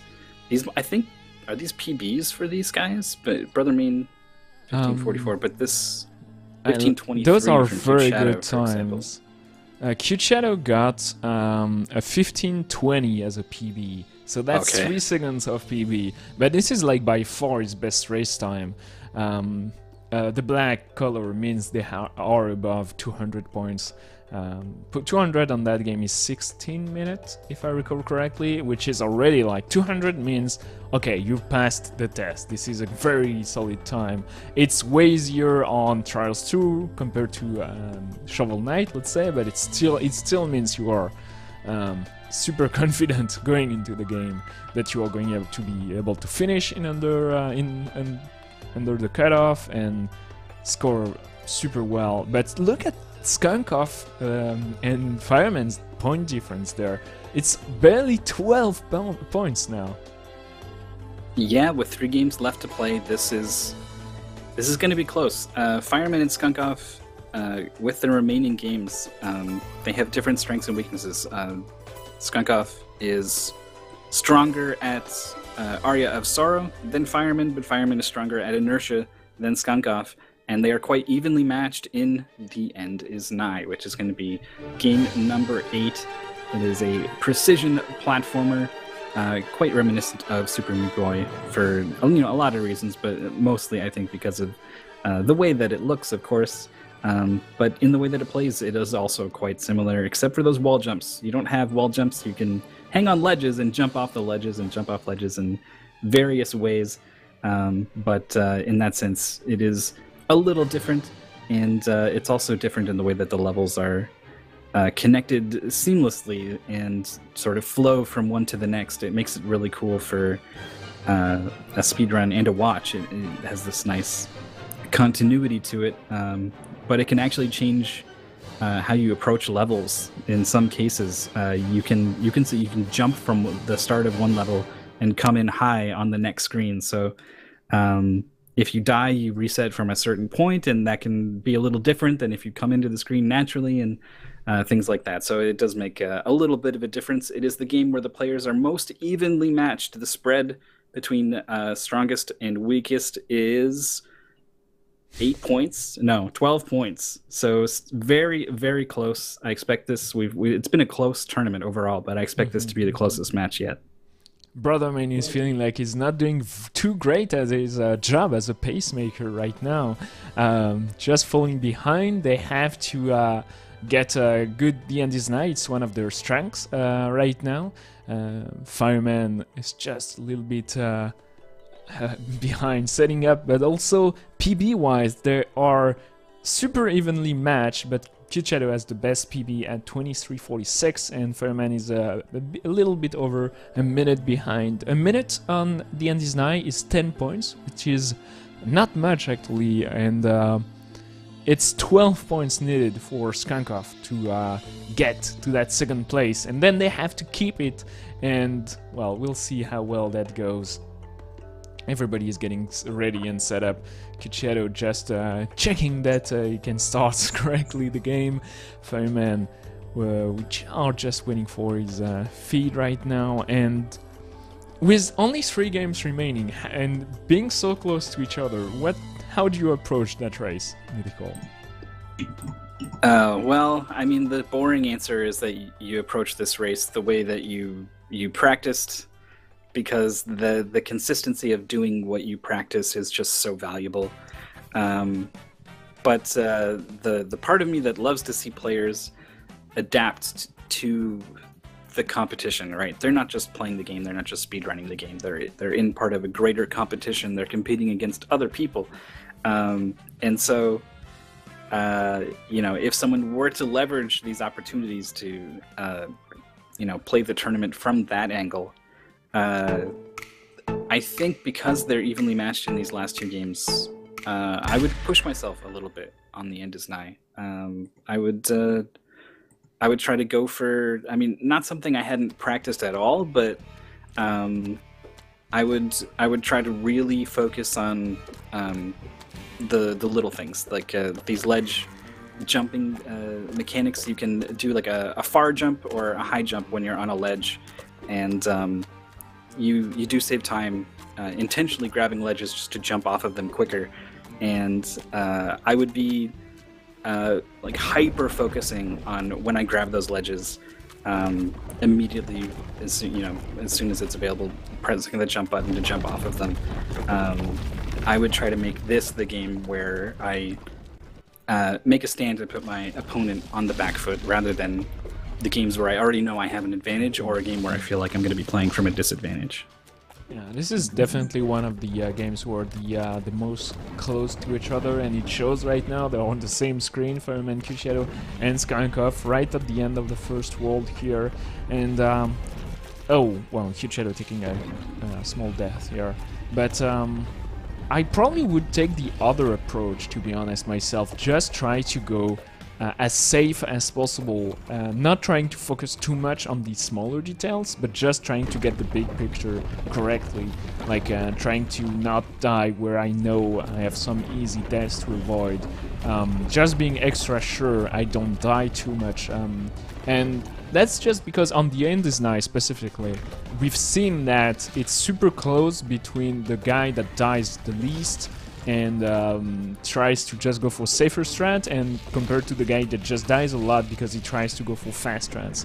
And I tend to think that in 10 games in a row, you'd rather feel like satisfied with your runs, and I feel like it's easier to be satisfied with a slow but good looking run rather than something you try to go as fast as possible but you just miss some extra input that would be frustrating.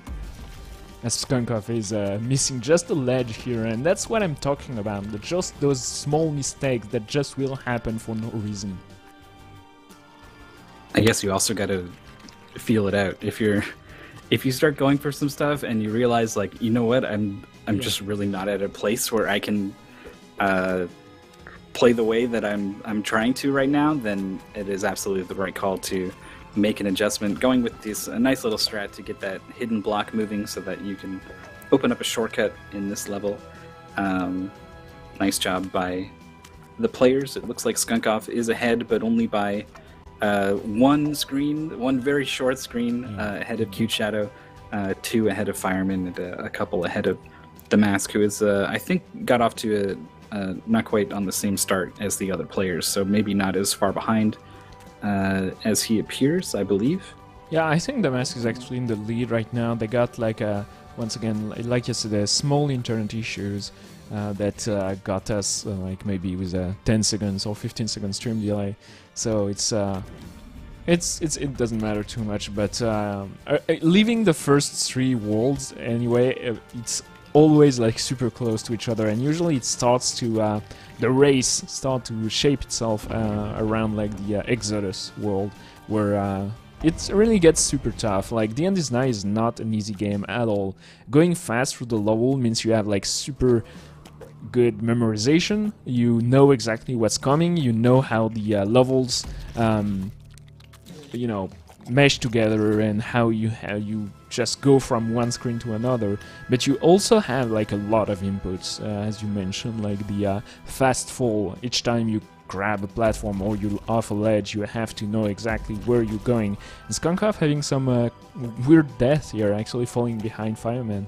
The Mask is doing great in that little shortcut, but Cute Shadow is in the lead, getting to the overflow, the third world of The End is Nigh. The Mask died on this screen. This is a really tough screen. If you were watching any of the other players, they made this all look much easier than it is. Actually, no deaths from any of them on this sequence. It is largely comes down to this just kind of right-left maneuver on this big drop. You hold right, press left at the right time to not hit the spikes, but the timing on it is quite short, and it's deceptive too.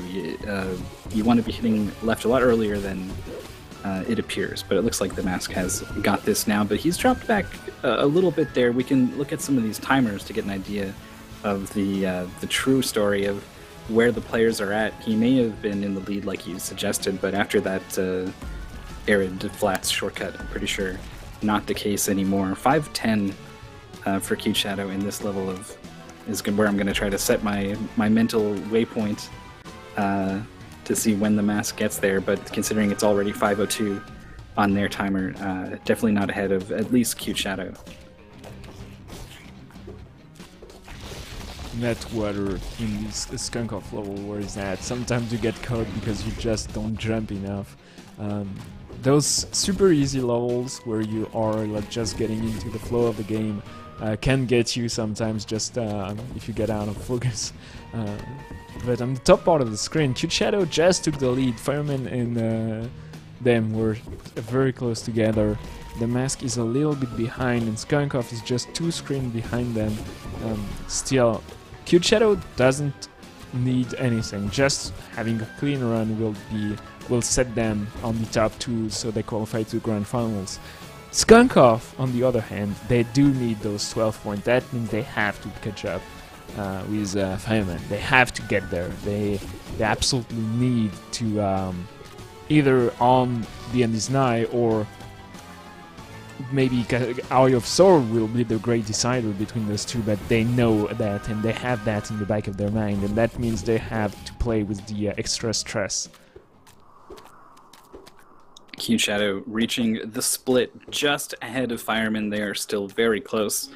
The split aptly named because it splits into 3 different paths. The players will be taking the same path, hopefully. That's by design, so it makes the race easier to follow. We're heading up to the Wall of Sorrow, which is probably the hardest of the 3 paths. It has birds. Yeah. We'll see those in a little bit. Even the sections without the birds are pretty mean. Nothing too harrowing yet, waiting for these cycles on these moving platforms. But the birds are just around the corner, and these clouds are trouble too. There's a couple of levels like this one where you are quite... It's just long. It's a long level, so if you were to die on any of these spikes here, for example, Cute Shadow, it is a big time loss to wait, especially when you're waiting for these clouds to sink down. So, like here, well, that's pretty short death, I guess. But there are some situations where these dang clouds can really trip you up. Fireman also dying on this screen. Yeah, just he had his chance to catch up and get to the first place, and dies a couple of times here. As Cute Shadow gets a nice bird ride on the first time they appear, get to that screen with those 2 damn guys, misses the ride, gets back to the clouds, dies, and will go for it again. Nice try on the second attempt there. Gets here, jukes the final attempt at killing him, and just get there nicely. But you can see on those screens with the birds, they just are all a little bit extra safe, just making those final jumps, those final jukes to get there. And Fireman also right behind Cute Shadow, right at the end of the Exodus. Super long screen for Cute Shadow here, dodging the birds, missed the ride at the start, and still making good progress, but the Mask and Skunkoff are right behind them right now. Skunkoff managed to get sort of like a half bird ride. It's possible to get most of the way up there. It's even possible to turn the bird around and start going back the other way, but it is quite difficult. So most players just kind of go as far as they can and then try to improvise afterwards. Unfortunately, in most cases, you end up going up to the top right and you don't quite get there. And that situation leaves you with the birds in a really bad pattern, actually. They're right there to attack you in that corner, but then they'll also catch up, basically, right as you get to the end of the level and start to harass you there. So it is a pretty tough situation, but the players all did a good job overall of dealing with these birds. Cute Shadow is going to be the first one to reach the end of the Wall of Sorrow, this rising platform. Going to take them up to the SS Exodus, this sort of airship in the sky. I like to imagine, anyway. I'm not quite sure. I guess so. Yeah, sure. Yeah, it's got the Mario 3 cannonballs. Sure. It is a Super Mario Bros. 3 reference. I'm pretty sure. It has those mechanical moving parts, the cannons. It feels like it's high up in the air.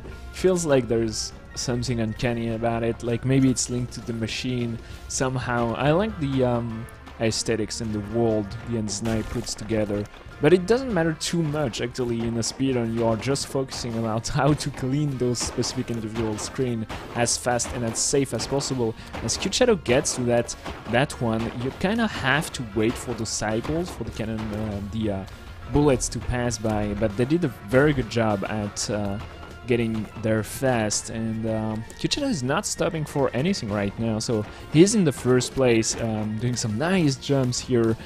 Fireman is right behind them, and Skunkov is right behind Fireman. Like, they do not have much room like for error at all. They just have to keep on going fast and still not making any mistakes, or they will be caught up. Well, like the one Cute Shadow just made, you know, did a nice jump over the block that comes by, but actually jumped a little too close to the ledge.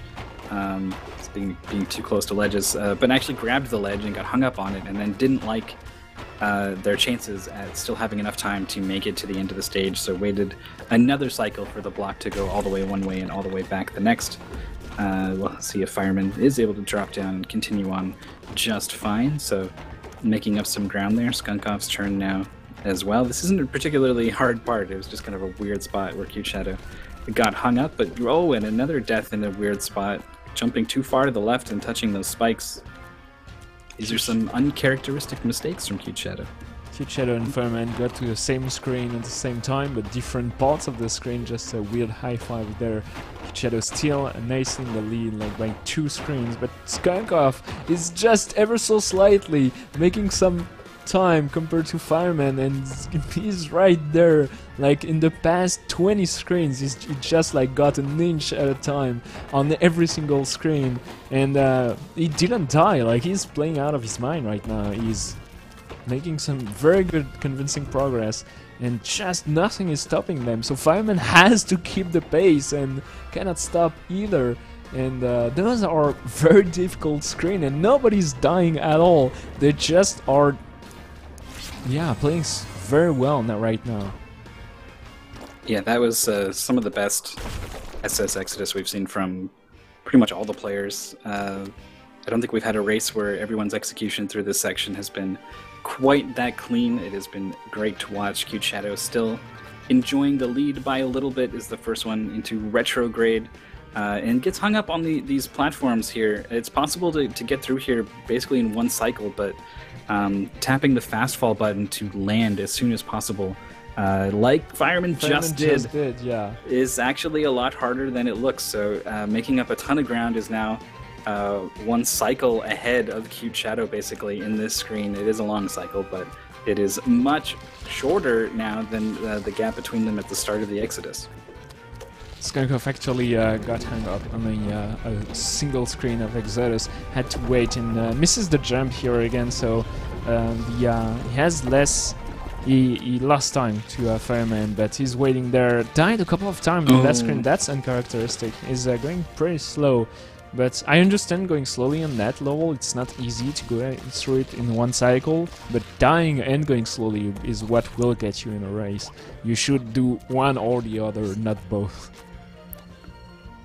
Alright, Fireman died on this that moving block section, and nice pattern there, actually taking out just the middle of a set of 3 blocks. That is not easy to do, but it gives you a ledge to jump up to the top block, so definitely worked out for Fireman. We've seen some players get hung up there. Cute Shadow had no problems with that screen as well, part of the reason they are still in the lead. Skunkov done with that screen that was giving him trouble, but the troubles continue, just a little shy of grabbing that ledge on that crumbling block. And the Mask, who has also been struggling a little bit with the end is nigh, joining the players in retrograde, but it's definitely a fair ways back, and this is the kind of thing that the Mask really can't afford, is behind both Fireman and Cute Shadow by a fair bit, and is starting to be eclipsed even by Skunkov now. So there's only so many games left. The Mask kind of needs to start picking it up here. And the Mask is half the world behind Skunkov and Fireman, as in Cute Shadow is just starting the machine right now. It's taking a couple of unfortunate deaths here, but it's not too bad. Oh, this one I didn't know about. You should be just fine making that cycles dies again, and that's the kind of thing you cannot let happen. So he's going to take it slow, get the other cycle here, just waiting a little bit, and that allows Fireman to catch up even more. They are starting the machine as well, dying on the same exact screen. They will take it slow as well, just to be sure. And now they all have to deal with those anti-grav pits that can get you because they're so specific and annoying as well. This room's really not so bad with the bullets, but just the way they fill the screen with Cuchetto with a death right at the end of the screen. It is a pretty short screen, but still dying right at the end is dies again. Yeah, it's the kind of thing that really gets under your skin because you're like, no, that was supposed to be the end of this, and now I'm back at the start, and it can be frustrating. Just missed the ledge, but was able to catch himself again. Okay, there we go. I like the just such a strong racer to be able to make that mistake, then have a couple more mistakes, then get back there and still have the tenacity to adjust to that missed jump again, pull back, and be able to grab the ledge. Really cool stuff from Cuchetto, who dies here about halfway through this really, really long level. This is punishing if you die here. Actually, Fireman passed them right now just because of that specific room. It's such a long one. It got a lot of racers in the UD so far, and Cuchetto adds to the long list of people that died there. But Fireman now has to keep the pace going. Like Cuchetto is not going to slow down, and they all have very similar time. Cuchetto has the best PB, but Skunkoff and the Mask are tied at 154 points PB wise, and Fireman is in the last position for PBs at 150 points. And if Fireman keeps on giving right now, he's in the lead. That should be bode very well for their second place in those final. And qualifying to the grand finals, that would mean a lot to Fireman. They worked very well on those 10 games, and I've said it yesterday, but qualifying right now and not having to go through the September tournament means you have the time to practice at your own pace, slowly and surely, or dive in full on in a specific game if you'd like, compared to having to practice the 10 games for the September tournament. Right, if you're getting into a groove in Donkey Kong Country and you're like, I want to keep playing Donkey Kong Country, you don't necessarily have that opportunity if you know that you really need to work on the end is nigh, and you're supposed to compete in it, tomorrow. So you can get you can get thrown out of situations where you might have been feeling quite motivated or happy to be working on one thing or another, and that does stack up. The UD is quite long, and it is a test of a lot of things, and one of those things is even just your endurance over the long term at speedrunning and dedicating yourself to all of these different games. So it is quite a relief on that front in order to qualify earlier rather than later. Skunkoff missed his chance, competed all the way in the top 4 of the July tournament, is trying to make it happen now in the August tournament. Was one of the favorites, but then after day 1, after failing to finish Shovel Knight, was playing from behind and is done a great job of clawing back up into this, challenging this at least second place position on the leaderboard. But with Fireman's really great run continuing to go well, and Skunkoff's the end is nigh. It's been good, but it's not been quite as good as Fireman. He's going to need a really strong finish in the last 2 games here. Fireman getting caught by that homing turret that just doesn't stop shooting at you as long as it sees you. This is one of the screens that killed the most players. And Cuchetto just got far ahead now. He's into the hollows, one of the easiest world of the final part of the stretch of the game. It's just about the gimmick of not seeing where you're supposed to go, and a lot of part of the levels are moving. But if you know what you're doing, you should have a decent time with it. It's not as bad as Golgotha. That's just coming afterwards. And yeah, if you do follow the route and do exactly what you know, the hollows should not be any issue.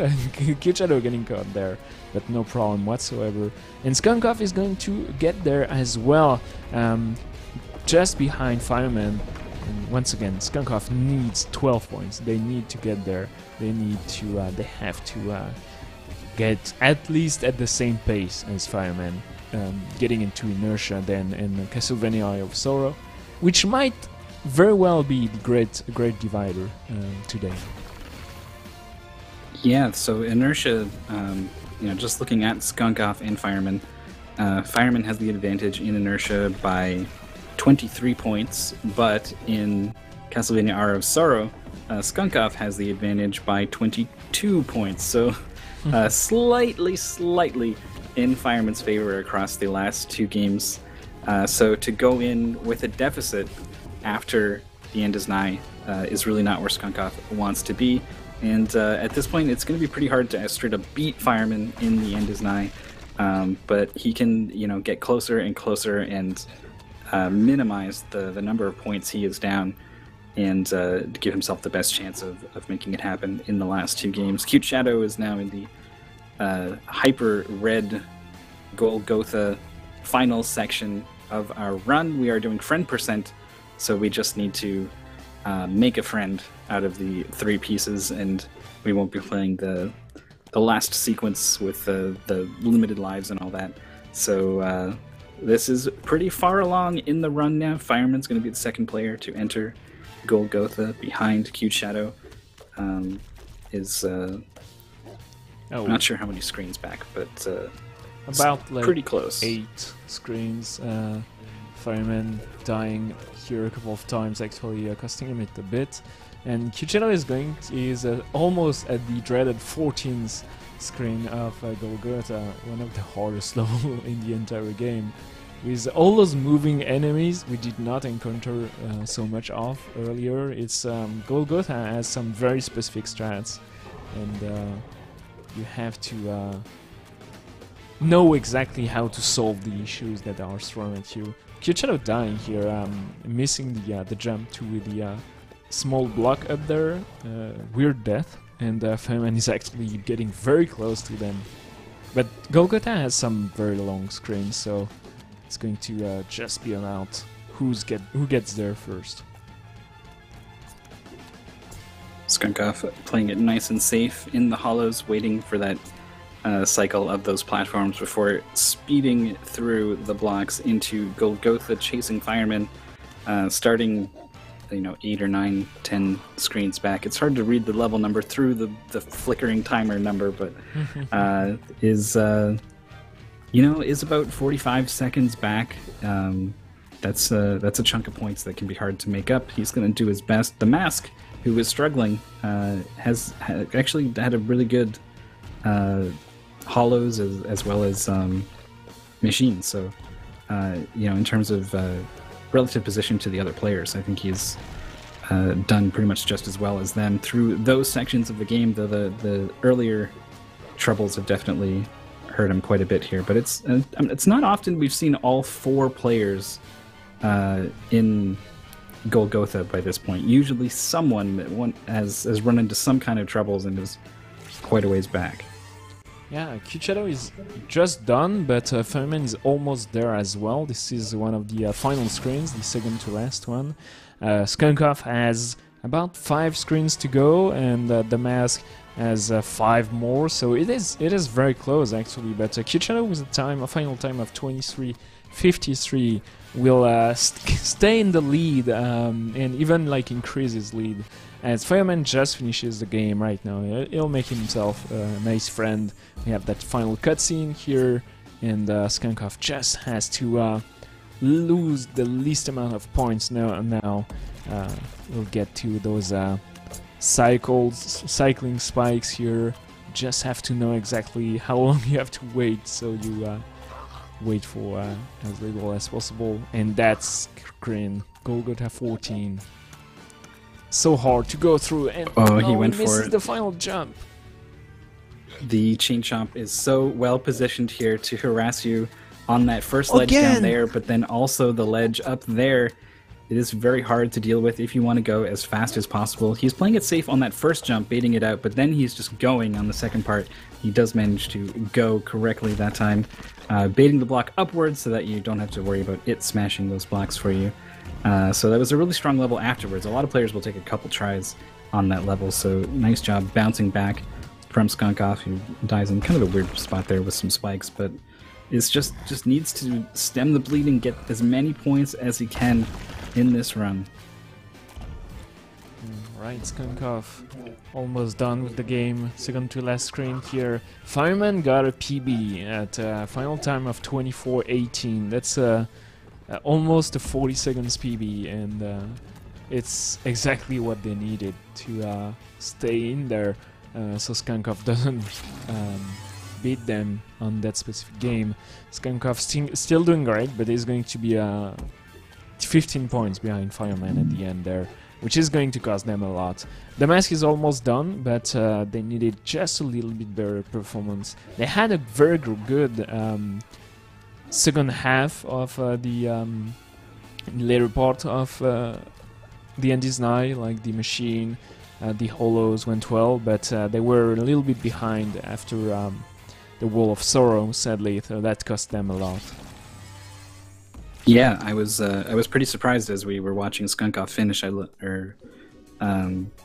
About to finish, I look over and saw that the mask was already on Golgotha 14 and was actually done. Actually, just finished, flew through that really difficult level, and it just succeeded at the very difficult intro to the next screen. So,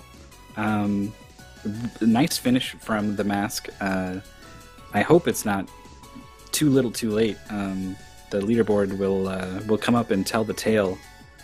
We can see now that the mask is actually kind of close to Skunkov, who is kind of close to Fireman, but kind of close becomes not so close when you consider there's only 2 games left to play. Across the UD, making up, on all 10 games, making up 29 points is pretty small, really, but across just 2 games, 29 points can add up to, a minute in one game or another, and beating someone by a full minute can be pretty hard, but it's not impossible. It is not over, certainly. Fireman is in a good position, not as good a position as Cute Shadow, who has done a great job of holding on to this massive lead over 100, no, not quite 100 points, 93 points ahead of Fireman. It's looking like Cute Shadow is going to qualify for Grand Finals. The real battle is over this second spot, basically. Fireman, 20... I already did the math. Why am I doing it again? 29 points ahead of Skunkov, who is 26 points ahead of the mask. So it's not done yet, but it's going to be very hard for either of these 2 players between Skunkov and the mask to unseat Fireman from this position. Yeah, they have to work for it, and Skunkov were 4th place on the July finals. They had a fantastic July tournament. They had a very good August tournament, and seeing them just battling for their second place here is heartbreaking. Obviously, I want to see all 4 of them getting on top 2, but that's mathematically that seems wrong. Yeah, it's going to be interesting to see them get there. But right before the 2 final games, we are going to get into a small break. So let's see you in 10 minutes, and we are going to play through Inertia and Castlevania Eye of Sorrow to see who qualify for the grand final. See you later.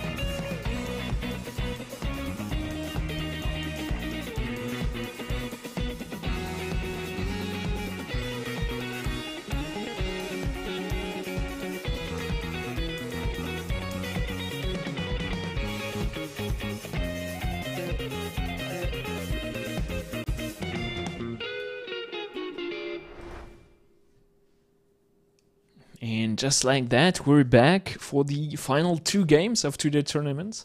How do you feel, Mythical? I'm feeling pretty good. I got my water refilled, stretched, yeah, loose and limber. I feel good. Oh, about the tournament. Yeah, Cute Shadow. He's looking pretty dominant. I don't really realistically expect anyone except perhaps Brother Main to catch Cute Shadow. Brother Main, again, not part of the official competition, already qualified and just kind of setting a pace, I guess, as one of the top players to show what kind of competition you can expect from, say, maybe grand finals where these players are trying to qualify. It looks like Cute Shadow is going to be one of the 2 that will move on to grand finals. Inertia is a game that can really get away from you.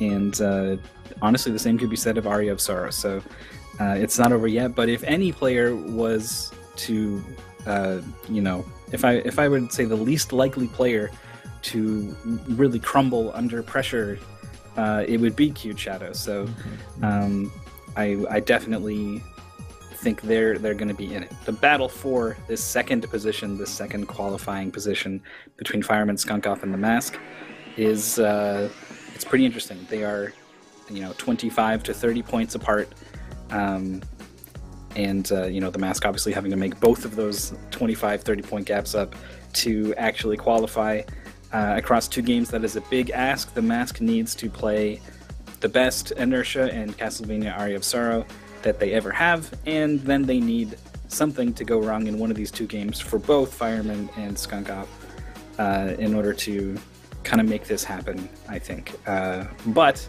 both of these games, like I said, are the kind of game where this can happen. The first one is going to be Inertia, and we can take a look at that now. What we've seen so far from Inertia is everybody performing way behind their PB. We haven't seen so far in the UD a perfect run, a perfect performance compared to PB of any player. It's a very, very intense game, super precise. You want to get your pace going exactly the correct rhythm. You want to have all the individual levels chained together perfectly, and obviously that's a huge ask. It takes a big toll on during races. Inertia is not going to be forgiving somehow all of a sudden, so it's very, very intense, a very difficult game as well. And all the players are super close together, PB-wise, but Fireman and the Mask, the 2 runners that needs it the most, are up there. Yeah, this is... the players are kind of separated in these pairs for these last 2 games. Fireman and the Mask are going to be quite strong at Inertia, and by that, as much as strong as they are in Inertia, they are that much weaker in Aria of Sorrow compared to Skunkoff and Cute Shadow. So this is just one example of the way these players seem to have kind of paired off across all 10 games in a lot of really interesting ways that I was quite happy to see looking at the leaderboards when we first started this tournament. And so the fact that these 2 games where the players are equal but unequally equal or equally unequal is really fun. But so look at the top of your or the left side of your screen rather. for these two players with the same PB, and expect to see close competition between them. And on the right side, but all these players are competing against each other as they get started in inertia.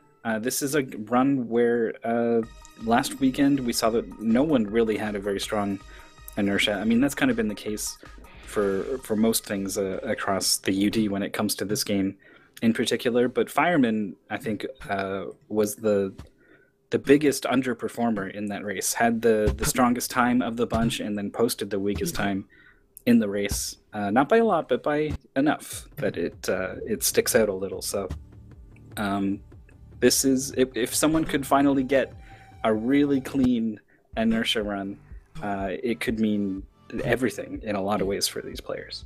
Yeah, Fireman is going to set the pace so far, no mistake whatsoever, already on level 6, having good execution, and clearly doesn't need much. They probably all like practiced a little bit during the break just to you know, get their muscle memory there. You can see the mask actually going for some strafe strats where he's just shaking his camera to get some speed.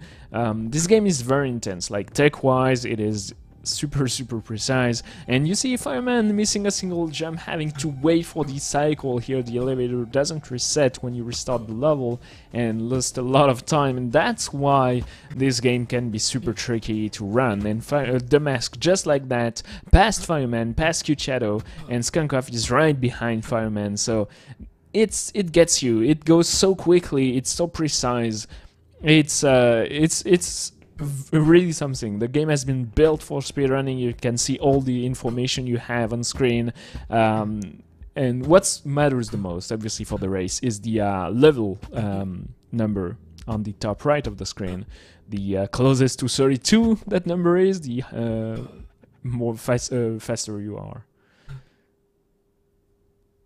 For now, it's we're going to be looking at Fireman, who is tied actually with the mask. They both have 209 points times, so 802.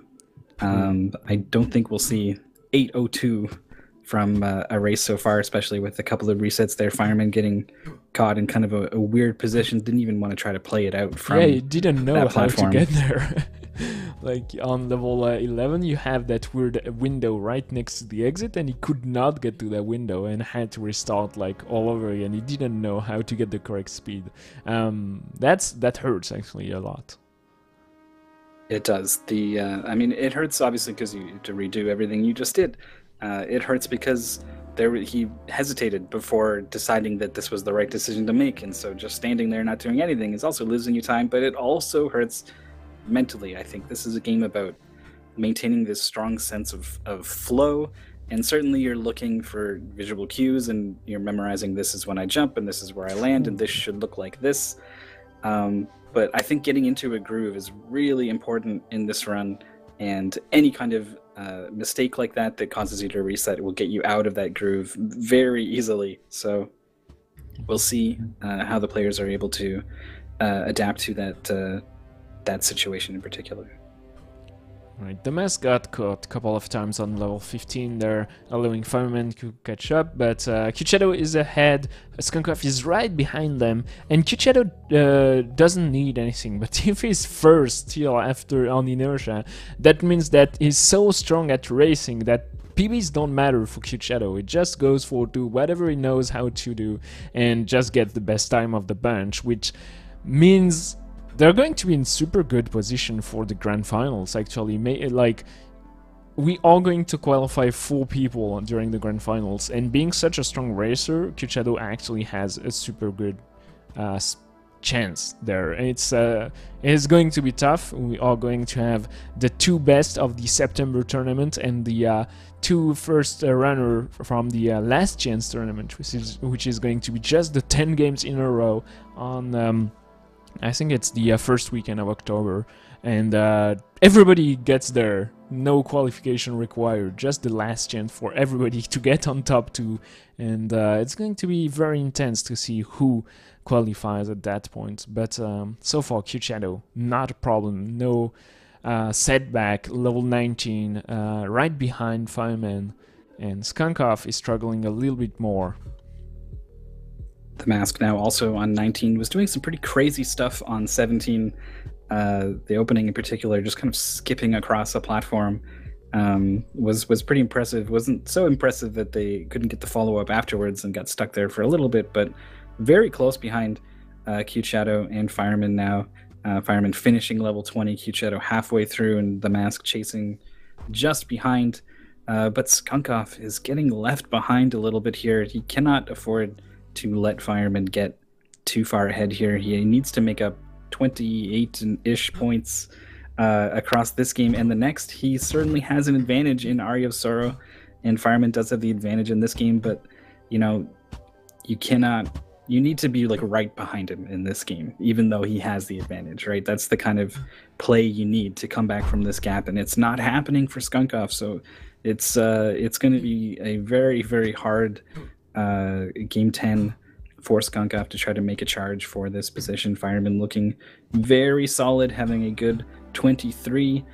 Cute Shadow is now in second, trailing just a little bit. Also having a good 23. It's possible to actually clip up onto one of the ledges in this level and run along there. It's a very minor time save, but I just like the idea that you're doing something that they maybe didn't account for or get a kick out of it. Yeah, just being able to get a few jumps better than expected, just a little bit faster, is very interesting in that specific game, because it has been built clearly to go fast and finding those specific tricks, when usually games meant for speedrunning try kind of to control your speedrunning experience, and just showing that it's not possible to control a speedrunner is very cool. And Fireman is having like a very, very good set of levels here, getting to level 27, getting stuck on that small platform, and we are getting to the horror level, being like 29 and 30, but it bodes well for Fireman. Obviously, as soon as I say that, commentary curse, he gets stuck on level 27, resets and gets some setups here going. Very nice wall jump here with the triple jump setup, and getting to 28 first. Q-Chat is right behind them though. The Mask as well on 27. This is super close between the Mask, Q-Shadow and Fireman, and Skunkoff is a little bit behind, one entire level, but still making good progress actually. Well, we expected Fireman and the Mask to have the edge in this matchup, and then Cute Shadow, like you said, doesn't care what the leaderboards say about their personal best. Cute Shadow just runs a solid race every time, it seems. We'll see how that solid race stacks up against level 29, probably the hardest level. Getting off of this button and landing correctly on these platforms up here is a tricky task, and it's not even the end of the level. Landing on this very small platform is Fireman, and then carefully waiting to get to jump to the exit. So 29 done for him.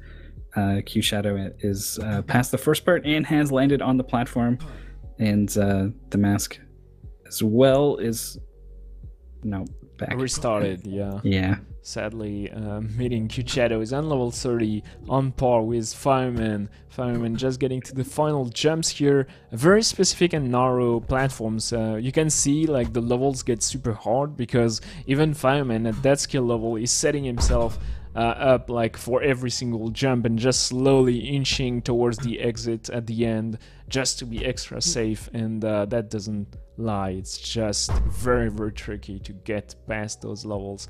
Level 32 is not too bad, as it has an open start and quite a short level, and 32, this is almost like he's almost done. You just have those nice set of jumps, and sliding under any corner here can be tricky, because those runners binded the jump and the slide button on the same input, on the same key. But yeah, Fireman already done with a final time of 9 minutes and 7 seconds. This is a very good time for them. Yeah, all the players were sort of, they were north of 10 minutes in the top 8 last weekend, so Fireman is going to be pretty happy with getting just over 9 minutes on this run. Huge Shadow not too far behind as well, under that 10-minute mark. The Mask is on level 30, so has a bit of ways to go. Is probably not going to get there in Skunkov actually passed them, is now on 31, dying very well. I don't know if it's dying, but it has to restart pretty far into the level. Yeah, I don't know if you die actually on the Poco game, but Demes just passed Skunkov here and is getting some good progress in 31. Very nice set of jumps here. Skunkov doing the same thing. It's very close between those two. And 32 is not too hard, but you have to get past those slides here. And just a few jumps after, it's super close between Skunkov and Demes grabbing the zip line first and get to the end in 10 minutes and 13 seconds, as Skunkov is in 10 minutes and 22 seconds done with Inertia. So that was a pretty quick finish. The players were, not quite at that PB level. We haven't seen, the quote-unquote perfect run in Inertia yet. But we didn't really see not the meltdown, but like the getting caught up on something again and again. Everyone had a couple stumbles, but was able to recover. Pretty solid run overall from these players, but it was not the kind of leaderboard shaking up experience we wanted to see, I'm sure, as viewers. We saw first and second finish first and second. We saw third and fourth finish third and fourth, and so this does not bode well for Skunkov and the Mask to come back late in this tournament. Yeah, Skunkov had a difficult time on both the Undisney and Inertia, and he's going to be like a lot of points behind a Fireman as the leaderboard just arrives now. And yeah, 54 points behind for Skunkov. That's over 7 minutes he has to make during Eye of Sorrow. It's going to be very difficult. Hey. Yeah, Aria of Sorrow it's got some really tough stuff in it that, you can die in a lot of cases, and some really long boss fights, some really tough RNG manipulations. There's potential for minutes to be lost, but it has to happen to Fireman, and it has to go perfectly for Skunkov, basically. So, will that happen? I honestly doubt it, but it has to, Fireman has to prove me wrong or right. And the same with Skunkov. So take a look at Aria of Sorrow. It's going to be game number 10 in our August tournament. It's going to be very hard for our third and fourth players to come back, but they're going to try to make it happen in this game with our slash canceling, our back dashing, our sequence breaking. It's always a good watch. Yeah, it is one of my favorite games to have run during UD6. It's always nice running like Metroidvanias, just knowing exactly where to go and how to solve like the level design puzzle is very, very satisfying. But also in Eye of Sorrow you have those RNG manipulation that gets you like to literally break the game. Like you just get everything you want from it, and it's so satisfying to be able to come here and say, okay, I'm going to drop, I need that, I'm going to drop that, even if you have like a 2% drop chance. Like supposedly you can do whatever you want, and that really puts like statistics and percentage chances of dropping like into a perspective. The game decides actually what you want, and if you know how it decides, you can manipulate it, which is very, very nice. So players are actually getting ready, practicing the drops, and you can see the PBs of the players on screen. It's going to be left Fireman versus the Mask with a 40 time versus right Cute Shadow versus Skunkov with 37s. And once again, Cute Shadow doesn't care at all about PBs and scores and stuff like that. He will just go for whatever they can do, and will probably end up first at the end once again. Yeah, we'll see. I'm not sure if anything can stop this person. Cute Shadow, though, is practicing this Creaking Skull manipulation, and I've seen them miss it at least once here.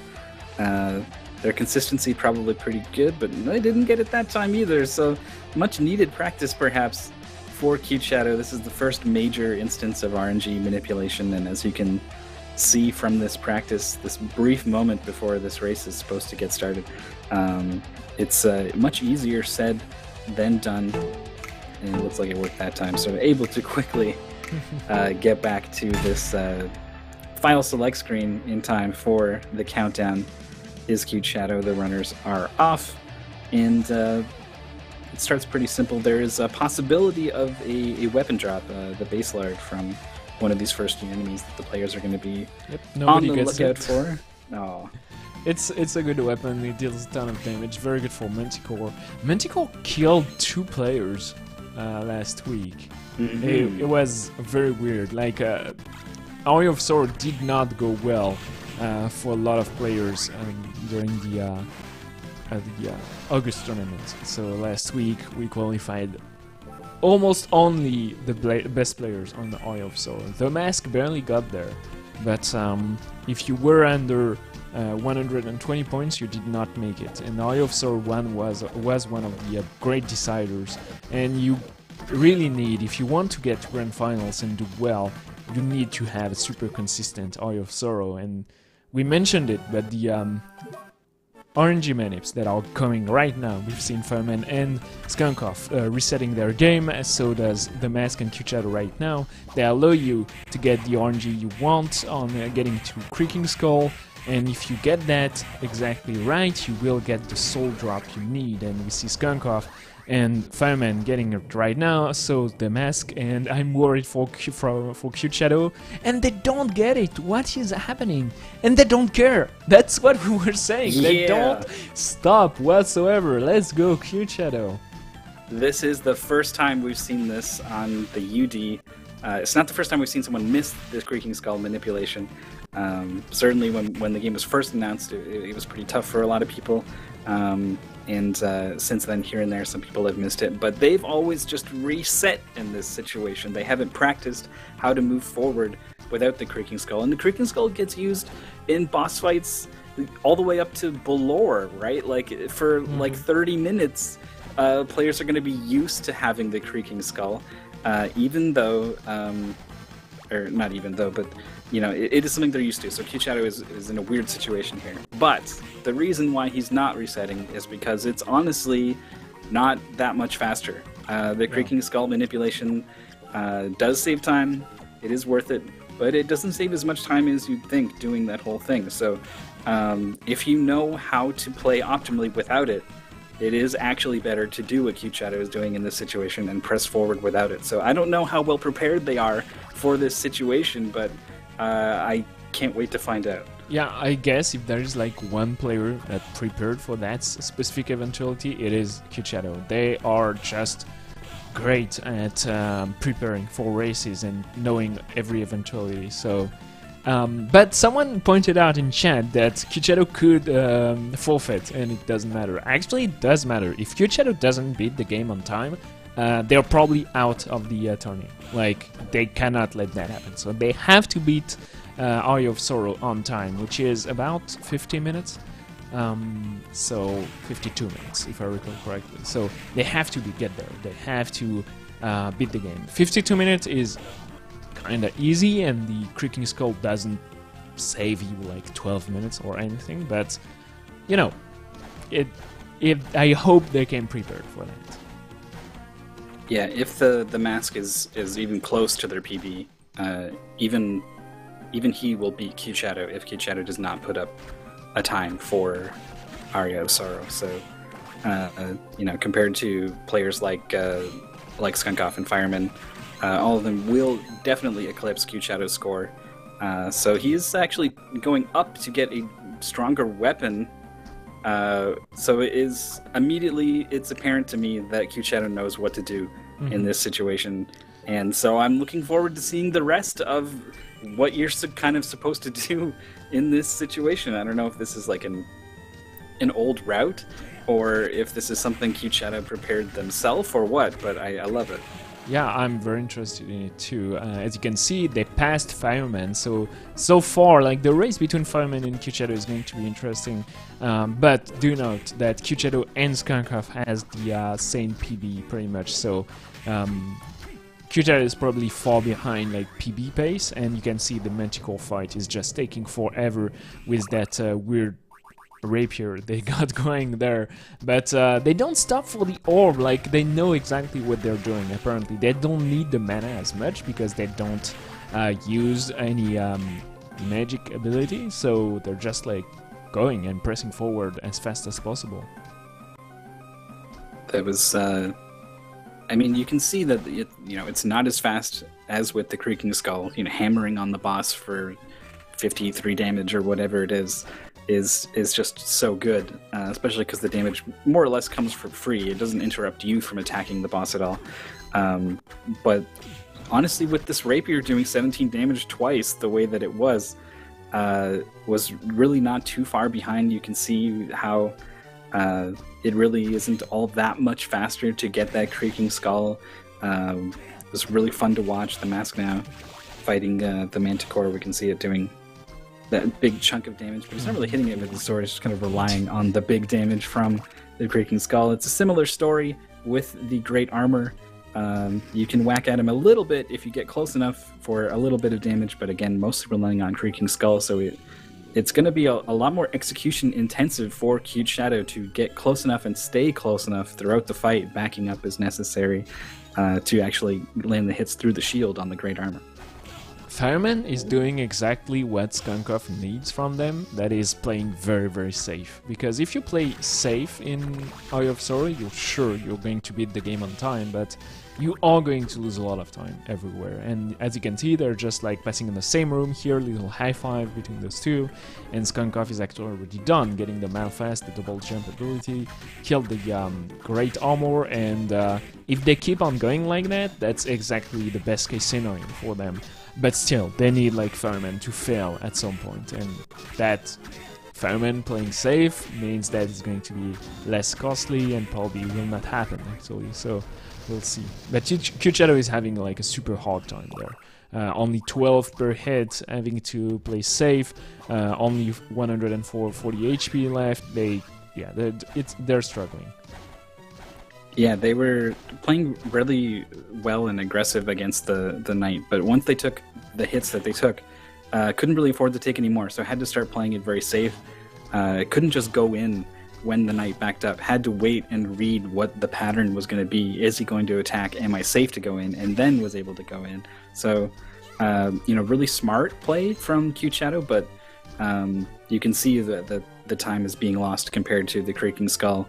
On that fight, in probably more than pretty much any other.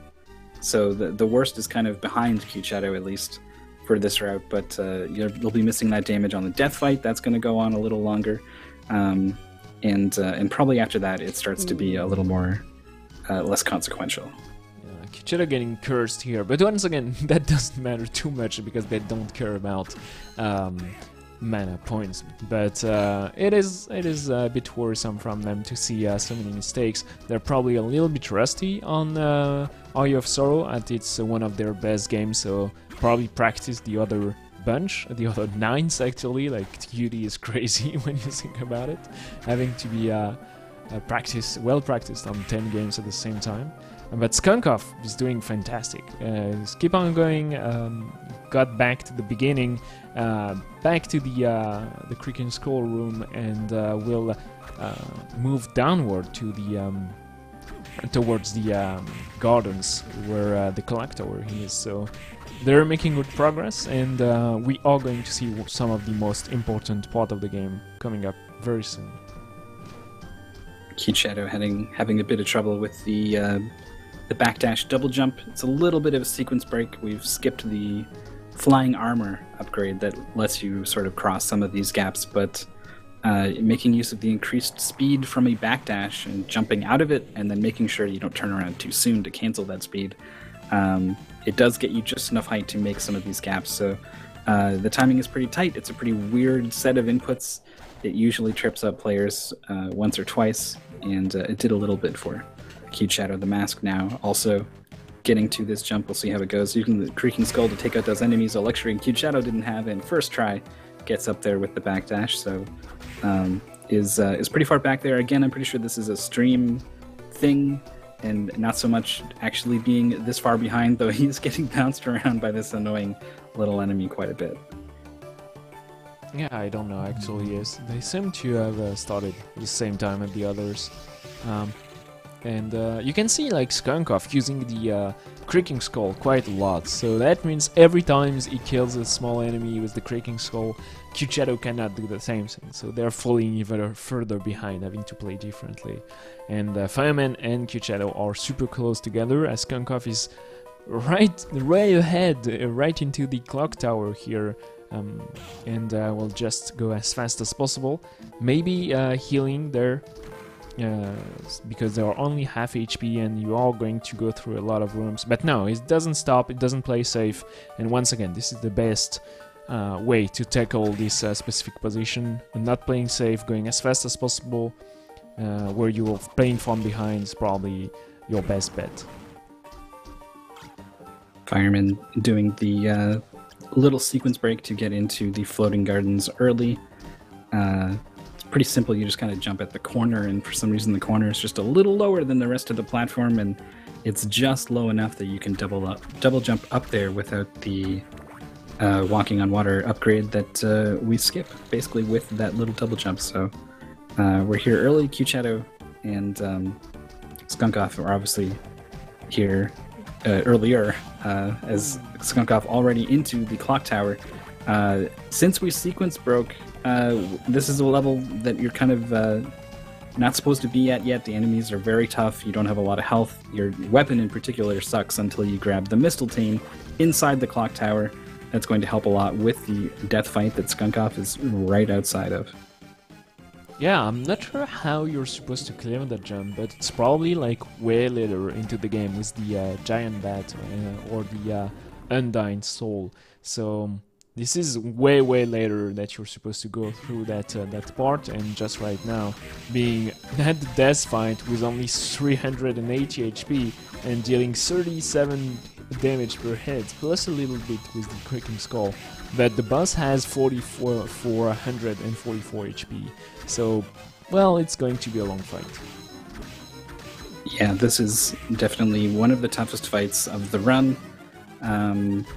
It's definitely the biggest gatekeeper, is when you first start learning to speedrun this game. This boss is a big problem as you first start learning. But the first phase goes absolutely beautifully for Skunkov. Did a really good job of keeping the pressure up. Gets hit by this second phase scythe that does so much damage.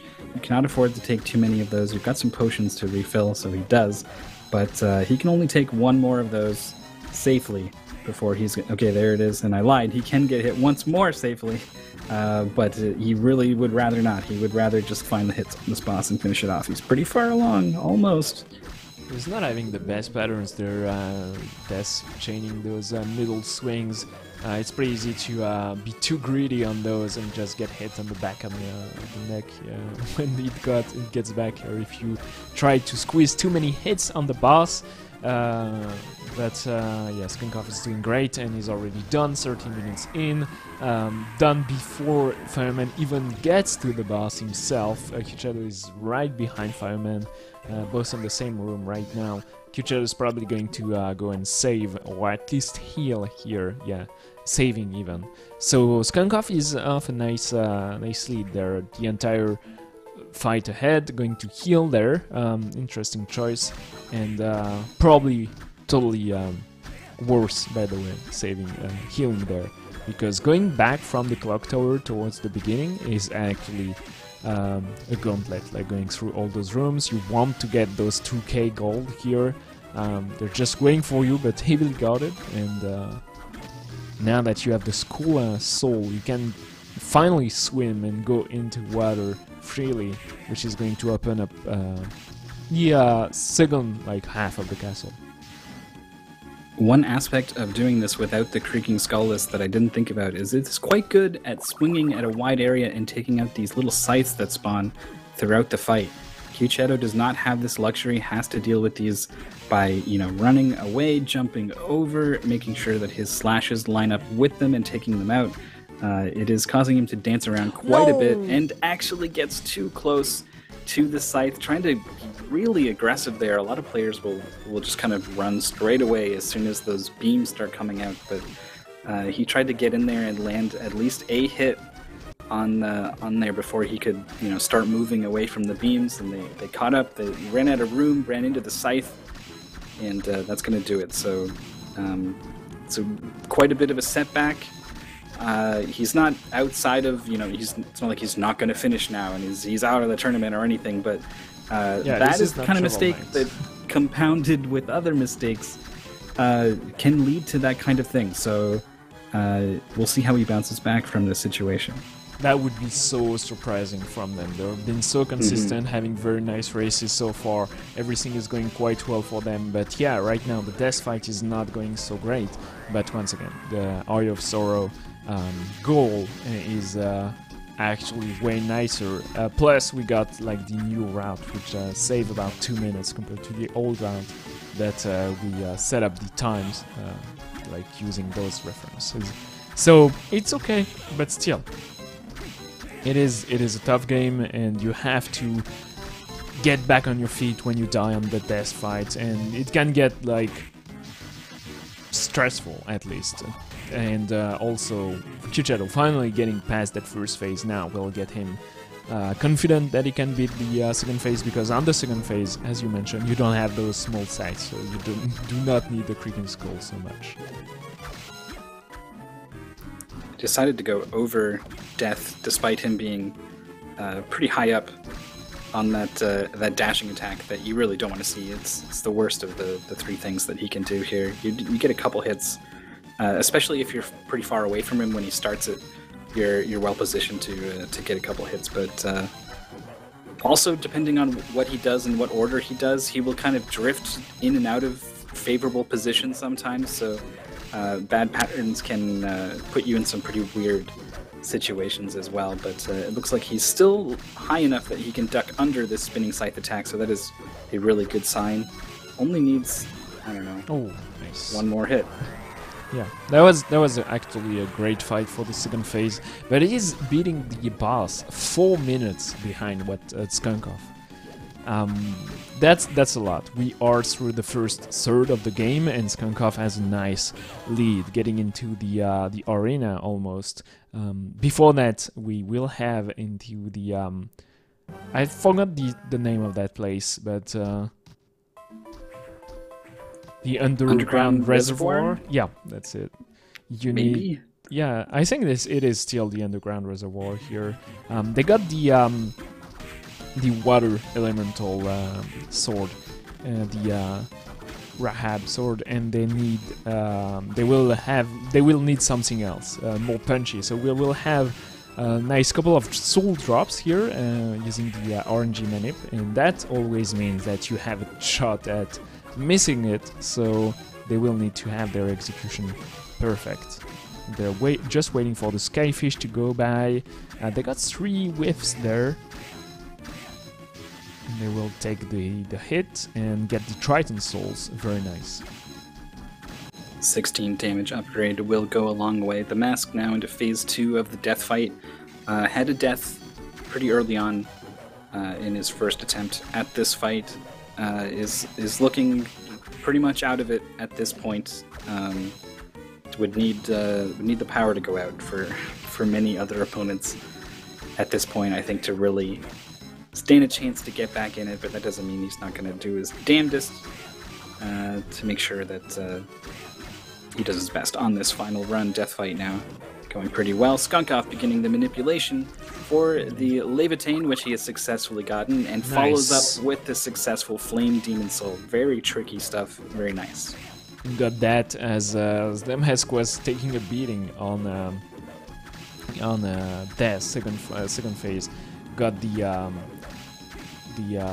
refill using his 2 potions. The potions can go a long way also if you don't use them during the death fight. You have that extra healing power for the remainder of the run, and usually that means either Julius or Graham and maybe Chaos. That means also you don't have to buy so much more health potions. That means you have more mana potions and you can use the Red Minotaur more effectively.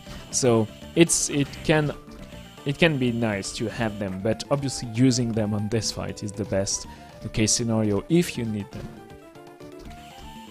Yeah, if you could choose which fight to have potions for, I think this is the one you would definitely put first. So it's a it's a good thing that it does come up first. The mask picking up that $2,000 there in the clock tower will help a lot with the shopping trip. The Cute Shadow mostly just finished. There is a bit of menuing involved in this game. It's a skill set not often tested for many speedrunners who don't dip their toe into the RPG genre, but menus are definitely, they have their own set of skills required with navigating them quickly. The trouble usually is because you don't get to see what you're supposed to be doing before you're supposed to be doing it. But what's not a menu is just a good old-fashioned boss fight that we're seeing from Skunkoff coming into the Balor fight. He's got the Levitine sword here that will do a bunch of damage. Creaking Skull actually getting out-damaged by your weapon for once, and certainly doesn't have the attack speed, especially with your well-timed slashes and jumps to hit this eye as it oscillates gently up and down. Taking a big punch here, and this is bad. They need to know how to recover from that, because that means the punches are going to be out of sync. And yeah, he's taking another one, and usually when you take one, you take two, and yeah, okay, they're back in second phase, but now they are very low on HP. They need to have some nice hits going there, dodging all those shots, but the Leviathan deals a ton of damage, and they're already done. Taking that final hit, they could have killed them, but they are not going to wait for the refill, as they are just all grabbing the giant bat soul. So yeah, Skunkoff is just not stopping for anything. They know exactly that they need a perfect run to get them in the second place, so that's what they're aiming for. I like it. I like this gusto. Levitine drop for Fireman. Doubling back now for the Flame Demon Soul. Yep, gets it. No problem. I'm worried for Cute Shadow because they had troubles with the Creaking Skull drop. It is one of the hardest drop in the game because you deal with the boss's patterns itself. But maybe if you're under-practiced on drops, maybe you are under-practiced on all of them, and those are like mandatory drops right now. You need to beat the game. You need the Flame Demon Soul, you need the Giant Bat, and you need the Succubus Soul. And all those drops are tough manips, because you also need like weapons and multiple drops getting there. Yeah, some of the, you might think like, well, I mean, you could go without a stronger weapon, just hit them more times with a weaker weapon, but the weaker weapons are actually so much weaker than the stronger weapons against the final few bosses. Cute Shadow, he did not get to reset here. They did not go for the whiff. You need to whiff an attack, and or maybe they are just hitting a bit early. They got the whiff there. And finally, okay, gets it on the second try, nice. And that 16 strength upgrade goes a long way because it deals more damage, but also enables all the other manips, because you need to kill the bosses in a certain number of hits. Hits, whiffs, patterns of the enemy, and magic used count towards an RNG. Your movement doesn't. You can jump, you can move as much as you want, but attacking and using magic as well, the enemy patterns do count. Alright, there's the Levitane for a Cute Shadow. This Fireman gears up to start the Balor fight. We saw Skunkoff have some problems getting those fists desynced. We'll see how this goes. Flame Demon drop for Cute Shadow, so is now done with that RNG manipulation. Is going to be quite happy to be done with another difficult part of this run, and the further he goes, the closer he gets to being back on track in terms of going without the Creaking Skull Soul. We can see it's still being used in this Balor fight, but the damage it's doing is really not as much at all compared to what the Levitane is putting out. So it's some missed damage, but it's not too much less than other alternatives. Also, he has the Death Soul now, so I wouldn't be surprised if he actually used that during this fight for a little bit of extra damage. That would be actually very smart of them, and very insightful to be able to equip Death Soul and get there for the Balor. But first they have to get to Balor fight, and they're getting like difficult time going through the arena. This is not an easy room. This is probably the most crowded room of the entire game. This is a big one with a lot of flying enemies, and those blue skeletons are not kidding around. Like, they are the most brutal and maybe overwhelming enemies of the bunch, because they are so small and look so like just normal skeleton that when they deal like the full 170 damage, it's super weird. Triple drop manipulation for Skunk Off. Mass Immune, required Succubus Soul, and very much useful Red Minotaur Soul, all successfully manipulated by Skunk Off, the Mask manipulating the Levitane now, as Fireman is well done with the Balor fight at this point, and Flame Demon Soul for the Mask as well. Cute Shadow setting up for the Balor fight, and the players they're all a little bit spread out, but they're kind of equally spread out at least, so in some sense they are close together, but it's not the close pairings we wanted on the left and right sides of the screen. Cute Shadow has struggled with that manipulation, and sure enough is using the Death Soul in this Balor fight. Skunk Off is probably like way ahead of PB actually. They are having like a perfect run. 37 minutes is is a good time. It's a really great time. But seeing what we've seen right now, they could beat that time with a good Julius fight. The boss fights count for a lot in the later stage of the speedrun, and but yeah, it's just like this. It's a very good show. Everybody in chat seems to enjoy this game, and do know that learning the manips is very, very rewarding. Just knowing how to drop something exactly when it's supposed to be RNG is just a great feeling. Especially if you've played the game, like if you've ever done an All Souls run and you know the pain of repeatedly killing the same thing over and over, and I just can't get this soul, and then suddenly having this magic dance you can do to get every soul 100% of the time, yeah, absolutely, it can feel like you're really getting something over on the game. You know a secret. You know something special, and it is a nice experience. Skunk Off. It's moving on to phase 2 here, but is low on health and potions. He's got some potions, but not many. Yeah, they went for the super aggressive strat, not buying too much, so they have like enough gold for the second phase of shopping. They are going to use the Red Minotaur here. You can see that it deals the equivalent of 10 hits worth of damage. It's so good, and it hits twice, even 3 times. You got hits, also the separate hitbox right at the top. The crown can deal some damage to it, so boom, right away, is done. Very nice second half of the fight. I had like troubles with the menuing, and as you've mentioned, like menuing is a very important part of any speedrun that has a menu, and usually you can tell how well a runner is doing just seeing his menuing and how fast he does that. That's particularly true for Rockman 2, or any Rockman in the series actually. Any like world record pace speedrunner is going to select his weapons so quickly compared to someone who's just like learning or casually speedrunning it. And it's also true of obviously in Eye of Sorrow, as the faster you're menuing, the more time you save, and that just shows that you're doing exactly everything correctly. Fireman's succubus manipulation not going so well, as I look over and she's just eating his face, but yeah, not the way that one is supposed to go. He's going to go ahead and reset and try to resume. Has the Masamune, or the Murasame, or I can't remember which weapon it is, but it is one of those Japanese katanas, and it is very strong. Whiffing that first spear, that's not going to help him out, so he's going to need to reset again, trying to pick up this manipulation from the succubus aspect here. And again, the spear goes high, and he's looking pretty shaky here. I'm not sure. I hope he knows the backup. I would recommend in that situation to just go back and do the entire manip from the beginning, like killing the lubricant and dropping the Muramasa again. But oh wow, he misses the multiple hits again. This is weird. This is uncharacteristic, really. You should just like slash a little bit earlier, and the succubus should not have the time to get to you.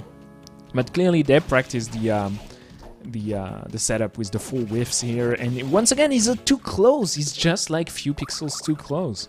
He's not getting it, and once again he needs it. This is a mandatory sword. He also needs to get it quickly. Skunkoff is having a fantastic run, and Fireman is only, what, how many? There is 28, 29 points separating them. So in this game, that is 29 times 9 seconds. Oh boy. And then divide by 60. God damn it. It's almost 4.5 minutes. 4.5 minutes. Yeah. How far apart are they right now? That, like, it's getting close to that point. It actually is. It is scary, but Skunkoff is just like having a very fantastic run, exactly what they needed. Cute Shadow is right on par with Fireman. They get both on the save room at the same time, but Skunkoff is just getting to the at 30 minutes, getting to the Julius fight. That means to beat their PB, they have 7 minutes for that fight and the Chaos fight, and that's much more than needed. So if they have the good fight right now, and apparently they know what they're doing, equipping the Balor Sword right now, and keeping the Black Panther, I do like. The Black Panther is super useful to dodge the hits, having a trouble like finding the hits there. He's probably like shaky. He knows he's doing very well, and I'm one of those runners that can get, like, the race can get to my mind pretty easily under my skull, and I would miss a couple of times on such a difficult fight. But so far he's doing so great, getting the Balor fist to connect, dealing like 315 damage. Jules has 100 HP, 100 for the first phase, and 200 for the second phase. And barely dropped got really there. low from that hit, but he did not die, and that's all that matters because it gives him a chance to get into the menu. He's getting hit a lot. If you duck too early to get under his whip, he'll read your duck and duck himself and attack low. He's moving into the second phase now. Gives him, more attacks, but in a lot of ways, some of them are easier to deal with than the first phase. Plus, at this point, I'm 2/3 through this fight. It's almost over. You start to get a little more confident. Nice Balor punch to open it up. He's doing a really good job of keeping his spacing. Has to heal right now. Yeah, okay, 18 HP. That's not a lot. And that shows that the high potion actually heals for 400 HP. I didn't know that. Yeah, it's usually a full heal. Most players don't quite dance on the knife's edge the way that Skunkoff was, and he gets it. Okay. Yeah, 32 minutes out of the Julius fight. We'll see what the Fireman's timer is like, but if it's over 36 minutes, that means it's going to be down to the seconds between those two.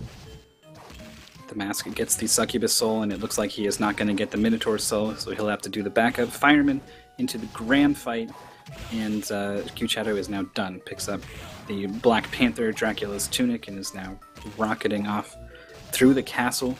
But, it's at this point, Cute Shadow is having a good enough run that they're going to get there. They're going to qualify probably in first place. Yeah. The Mask is so far behind, probably not going to get there, probably going to finish in fourth. So all eyes are really on Fireman and Skunkoff.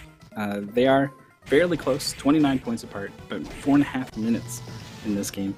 And, Skunkoff is about that far ahead of Fireman right now. So the Fireman cannot take that kind of death. This is right at the end of the Graham Jones fight, and he had like a super bad fight. Cute Shadow and Fireman enter the fight at the same time, and Fireman just like did not deal enough damage, and I don't know, it's very bad. And you can see Cute Shadow doing the Vijaya detour to get more gold, so he has more potions to get into the Julius fight and the Chaos fight.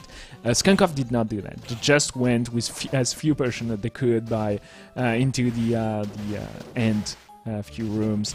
And wow, this is maybe where Fireman loses his qualification after being like in second place for almost the entire tourney. It very well could be. Skunkoff is a player with, he has a couple weaknesses, but they're really not that weak, and he's got a couple strengths. He was able to compete with the best in the July tournament. He was the favorite in this August tournament, but then didn't get off to a great start. Shovel Knight got him, basically, was the big thing, and has been playing from behind Skunk ever off since saving. Altered today. Okay. So they played rushing through the entire game and just saved right at the end. They are maybe just watching the stream. That's not an issue whatsoever, obviously.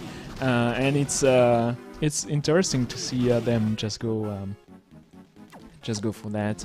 And they will just try to beat the Blue Soul as fast as possible. And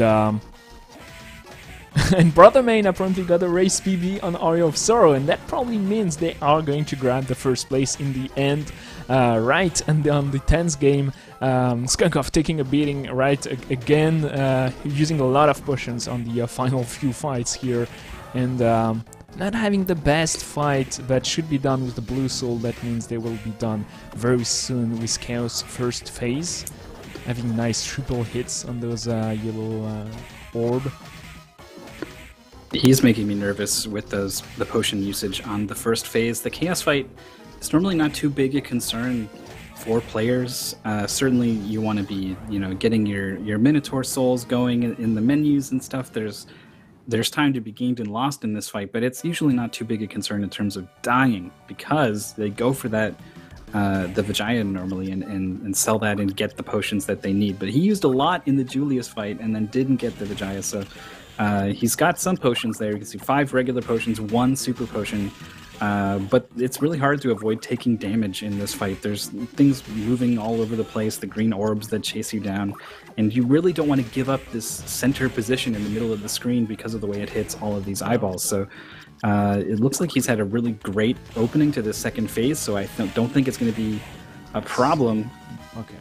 They didn't do the mistake of not going for all the eyes we've seen from Fireman last week, and just you want to be sure they all die before hammering on the final orb. He has a lot of mines up, so he's just using the red Minotaur as much as possible. This is going to be one of the last hits they can do with that. The final orb has 300 HP, so that's a lot, and you want to be able to deal as much damage as possible because it has a lot of damage reduction. So even those triple hits just deal barely 100 here. This core cannot have too much more health. That's it. He's Sub going to finish 37. under 37 minutes. Yeah. And yeah, that was a decent fight, and just setting a big PB right when they needed that. That's the kind of performances we are used to. The best UD runners like Devil Tifa or Melwest usually do those kind of upset, being right from behind, going full ham right into the game, and clearly having a very, very good final race time here. First place out of those 4 by quite a lot. Huge Shadow just getting into the Chaotic Realm is going to have a hard time actually making it sub 40, and Fireman is super far behind. They are not at 36 minutes into the Julius fight. It is looking grim for their second place actually. Yeah, I'm curious what the math turns out being, what the time is. Basically, Skunkov has set a time for Fireman that says you need to beat this game in under this time, or I am going to score more than 29 points in this game, and I'm going to beat you in this tournament. And that's just kind of what it's come down to at this point. Fireman is pretty far along. He went and did the detour, so he's going to have the extra potions. That's going to help him out, but again, this is time lost, time that Skunkov gained by not doing this, detouring for that Vijaya. He's a safety speed trade-off that he felt he needed to make. I think it was the right call. I think it worked out for him. It's really great to see that kind of play. This is close. I've just peeked on the Discord, and on the French commentary side, they're wondering what's happening in case of equality between in points between the two. The time, the sum of the times between those games, naturally, will be deciding. But this shows how close actually this is. But Fireman was so far in the lead. I didn't think that was possible. But Skunkov actually taking advantage of a bad Eye of Sorrow run, and actually going they did exactly what they needed to, Fireman played safe, and that did not work for them, and Skunkoff played risky, and that totally did work out. So it is crazy. And Q-Shadow getting into the Chaos fight. We have never seen in any race of the UD the frame perfect red Minotaur glitch, where you just before the Chaos steals your souls, you have one frame to use that red Minotaur, and since it deals like 300 to all orbs, that's 1/3 of the HP of the boss gone, like just with one input. And this is something still we need to see, and I know all the runners are going for it because it's just about like mashing the A button while maintaining up entering the fight. Julius fight for Fireman and the Mask, who has done a good job of sort of catching up to Fireman in this situation. It's using that Death Soul to get some damage. Some players opt for Black Panther, like Fireman is, for the increased safety. It is a very, very safe way to hit Julius, is to just Black Panther straight through him. He attacks at thin air, and you get to whack him in the back of the head. And this turns a tough fight into really not so tough a fight at the cost of a decent amount of speed. You're not making good use of a lot of opportunities like that one, where you bait that high attack and you're able to just stand in front of him, repeatedly getting hits, not doing this left and right dash. Fireman getting in that Valor punch is Q-Shadow. Going to work on the final phase of Chaos now. Red Minotaur Soul just wreaking havoc on all these eyeballs in the corner of the screens.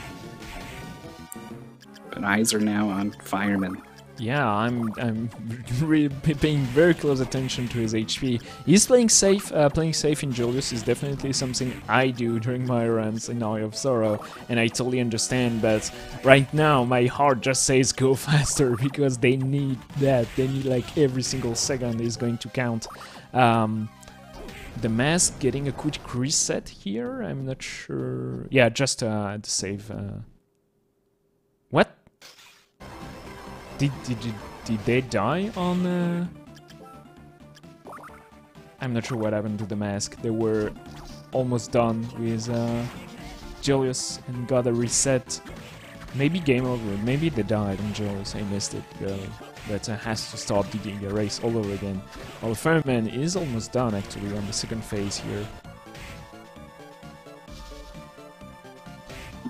Yeah, this isn't... It's not what you want to happen in that situation, but here we are. Fireman now well into the second phase of the Julius fight. This Black Panther strat is definitely going to secure a win. He is going to be able to move on now into Chaos, as the Mask is dancing with Julius a little bit. He will get stunned after 4 hits, so even if you know, like if I just stand here ducking under his attack, he will eventually attack low afterwards, and I'll get hit. But if you know that your 3rd and 4th hit are about to come and stun him out of it, then you know you can keep up the pressure. So there's a couple things you need to keep track of if you really want to be optimal in this fight. The worst is when he just does that jump back, and you know like that dive kick could come, or it doesn't. So you just sit here watching him slowly do nothing, and you're not doing anything, but you know that you can get punished if you go after him with that dive kick. Can be a frustrating fight. There's a lot of patience required in a lot of ways. Yeah. So if Fireman beats the game in under 45 minutes and 45 minutes on the dot, they will get the second place, since they beat Shovel Knight on time and Skunkoff didn't.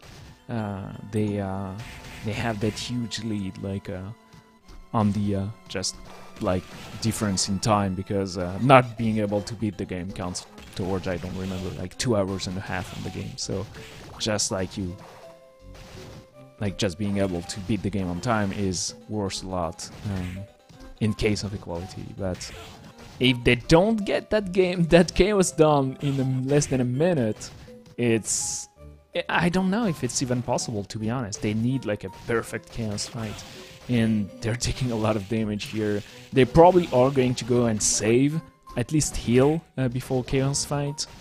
They're not stopping there. They have to go. These weird hesitations are really not helping. I don't think it's possible. I think Skunkoff's done it.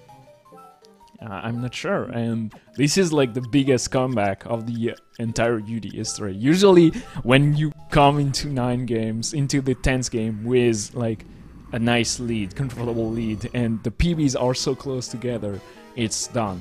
Feynman not getting the red Minotaur hit there. Has a nice like 536 max HP, which is probably almost half of what you would have at that point playing casually through the game. That's why everything hurts so much, and that's why we have so many potions. Taking up a couple of hits there and having a nice start, but the timer is just going so fast. Yeah, Fireman is going fast, but the timer is going faster. I mean, if that 4506 number is the number, well, the chat did the math. It just passed. Well, the chat definitely never gets anything wrong, yeah, so we can just call it right here. No, to be honest, I do trust the number. I do think Skunkoff has done it. We're at well over 4506 now on the timer. There's still a second phase to go, so even if there was some margin of error, that margin is getting wider and wider with every second that ticks by. But still, once again, being able to beat those 10 games like during one weekend, it's crazy. Those guys put a lot of effort and practice into learning those 10 games, and clearly showed today how well how seriously they've taken it. And this is not the end for anyone that doesn't make it right here, because we still have the September tournament that will start in 2 weeks, and then the last chance tournament, so they still have like 4 spots to get into the grand finals. But Shadow and probably Skunkoff are going to be super relieved to not like being there, just qualified, job's done, see you in the 13th and 14th of October. Skunkoff in particular is going to be quite happy after going through the grueling July tournament and coming up just short, finishing in the top 4, to come into this one as more of a favorite now that, you know, some of your strongest competition is already qualified, and then to not finish Shovel Knight and feel like I might have just threw it all away, and still having to come back and compete today, and in the face of that, put up some good times on the board, but still be so far behind, and then in the final game come up with a big new personal best to get enough points to come back. Fireman finishing now with 47 minutes roughly flat. I don't think it's going to be the time they need. I think Skunkoff put so much pressure on Fireman that he is going to be able to sneak into that second spot and qualify. We'll take a look at the leaderboard when we're done, and we're not quite done because the mask is not quite done on the first phase of the Chaos fight. Is pretty low on resources, but not sure how many potions they have. I'm pretty sure they'll have enough. Most players tend to get to this point with enough potions. We'll get a look now, and I'm seeing a lot of 9s, so is very well off. This is an intense tourney for the mask, getting barely qualifying there on the finals. They put a ton of work into the UD6. They have a fantastic ranking overall. They are at the 7th place with 1739. They can theoretically beat all those 10 games within 4 hours and 25 minutes, which is crazy. And they had a good tourney, but sadly finished Shovel Knight at 60 minutes and 20 seconds. With Shovel Knight done like in 20 seconds faster, which is nothing, and just like one little death, just like one boss fight going better, they would be in second place right now. So it is crazy. It just goes down for the mask to Shovel Knight. It is a bit a different story for Fireman and different story for Skunkoff. Shadow got a crazy good performance throughout the weekend, competing like neck to neck with Brother Main, the already qualified runner that just was here for the show, just showing how well they were doing, like being already qualified and having the extra months to practice. So that bodes well for Shadow for the rest of the UD6. And And yeah, clearly some games are harder than the other, especially Metal Slug and Shovel Knight. So we are kind of discussing maybe setting up different goals for the September and the Last Chance tournament, just so the runners that are a bit less consistent at those games might have still a spot to show how good they are at the other games. So we'll see. That's maybe is going to be the story for the next tourney, as the mask is done. It's just under 50 minutes, and wow, such a comeback from Skunkov. It is baffling. We were talking about basically it was a question of can he do it at the start of today, and we thought yes he could. I thought probably not, honestly.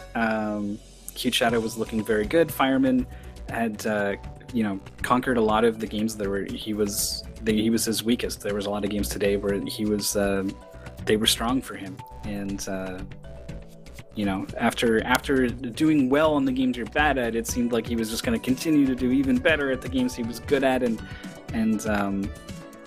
I was proven wrong. Skunkov, off the back of a fantastic Aria of Sorrow run, and just solid enough across the other games, was able to make it happen. It's pretty crazy that he was able to come make up the 100 points from Shovel Knight. Though the same could be said for the mask. If he had those 100 points, we could also maybe see something pretty different here. But we get to look at the final leaderboard. We can see that Cute Shadow finally in the last game was unseated by Brother Main, our pacemaker, after a series of race PBs from Brother Main. How do you beat that game in 34-17? Like, right? This is, yeah. That time is once again the 5th race PB for Brother Main during that tournament. This shows how well they practiced those games since last month. 34-17 is minutes ahead of the personal best of everyone else competing today. So a good strategy to beat someone in a speedrun race is to do better than they've ever done before. And that worked out. But in terms of the players actually competing in our tournament, Cute Shadow and Skunkov are going to be the two who qualify to join Brother Main, as well as Devil Tifa, in the grand finals to be played October 13th and 14th. Yep. They get to use the time until then at their leisure. Probably they should practice at least a bit, but if they don't want to, then they don't want to. They've done what they need to do to get that invitation to the grand finals, and the other players, like the Mask and Fireman, will have to come back in either September or October. 2 more chances to qualify for grand finals, and given the skills that they put on display in this tournament, both of them are likely people to see up in the leaderboards again for the next top 8 and the next top 4. There are some more names, though, that weren't competing in this tournament that might be lurking. Especially Mel West, of course. Number 1 on the leaderboards by a large margin.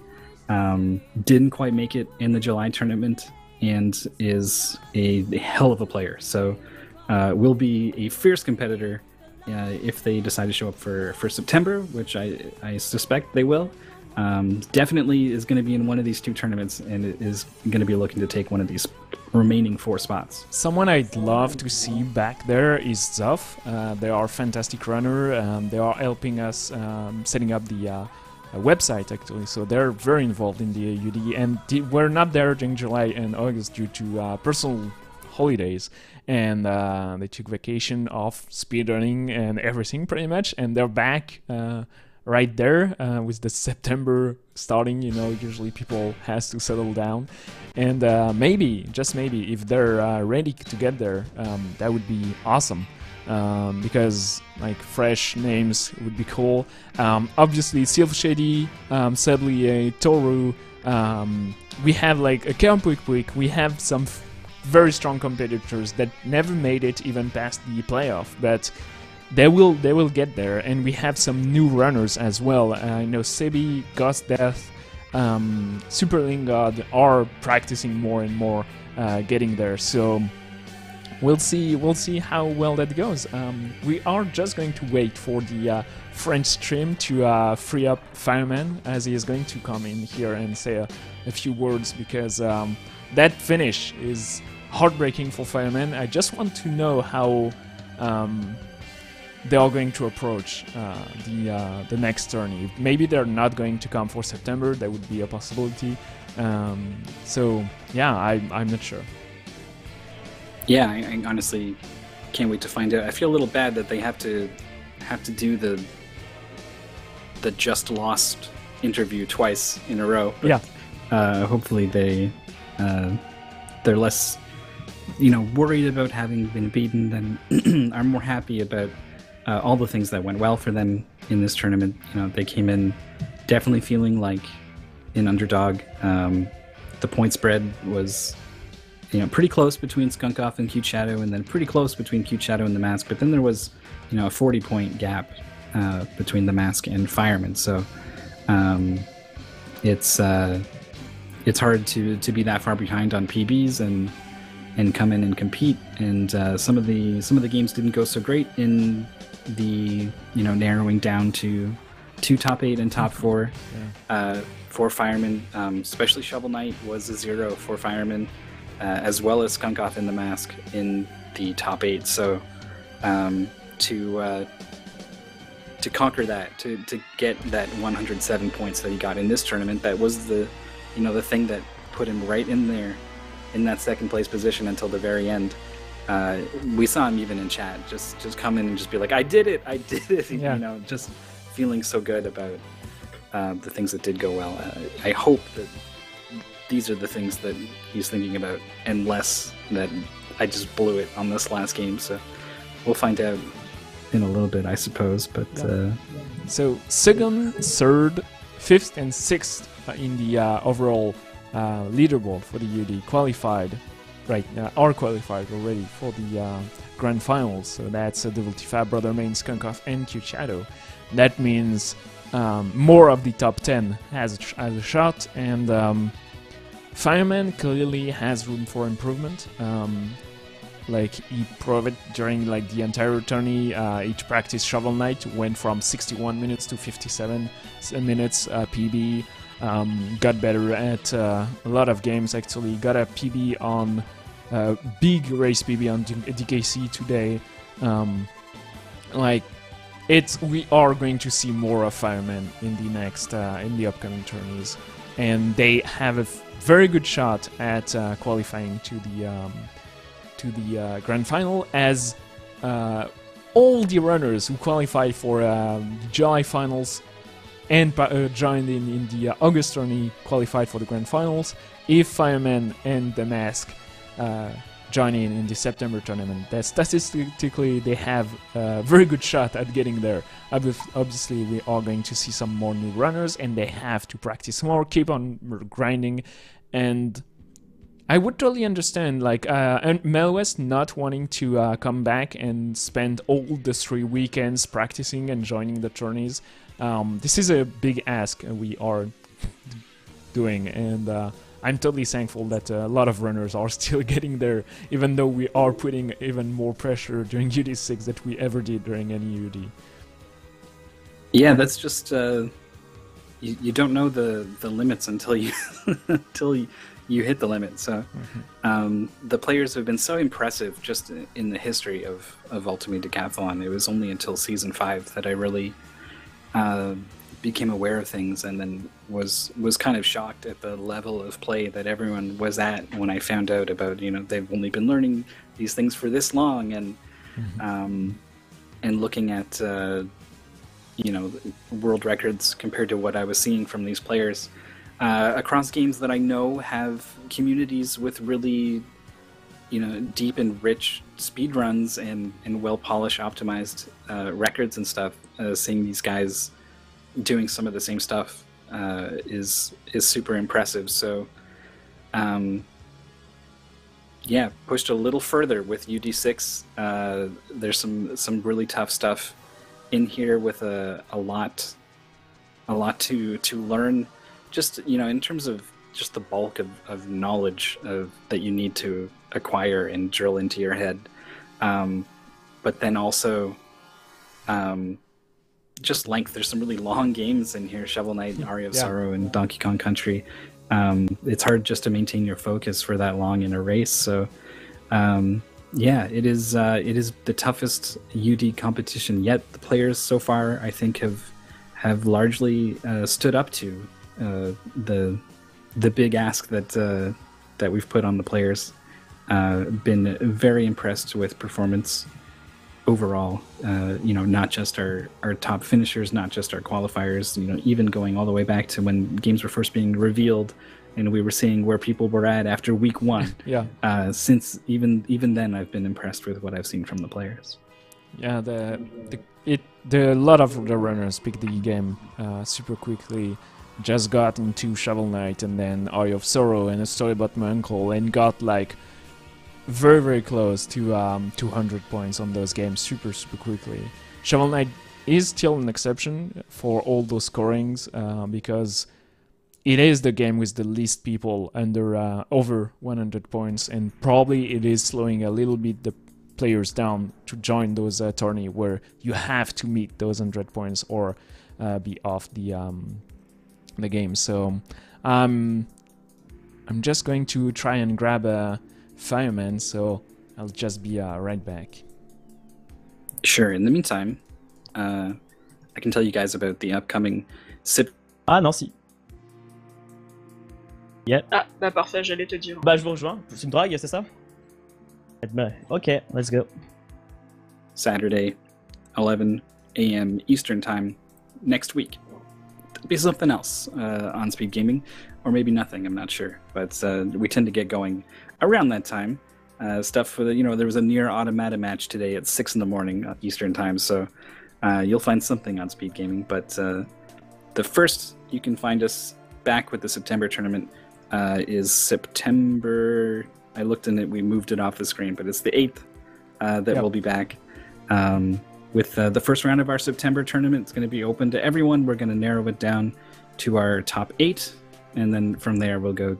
Wait, did I get that right? Then top 4, and then and then the top 4 compete. Okay, I was worried. I was like, top 2 is yes. That's what we did today. We narrowed it down to a top 2. Essentially, is what we did today. We are getting so way that too is much. the flow of things. So we have Fireman with us today. How are you doing? Hello everyone. Quite fine, I can say. Very good tournament, but the end was very difficult with Castlevania. I'm quite exhausted too. With 2 days of competition, it's very, very difficult.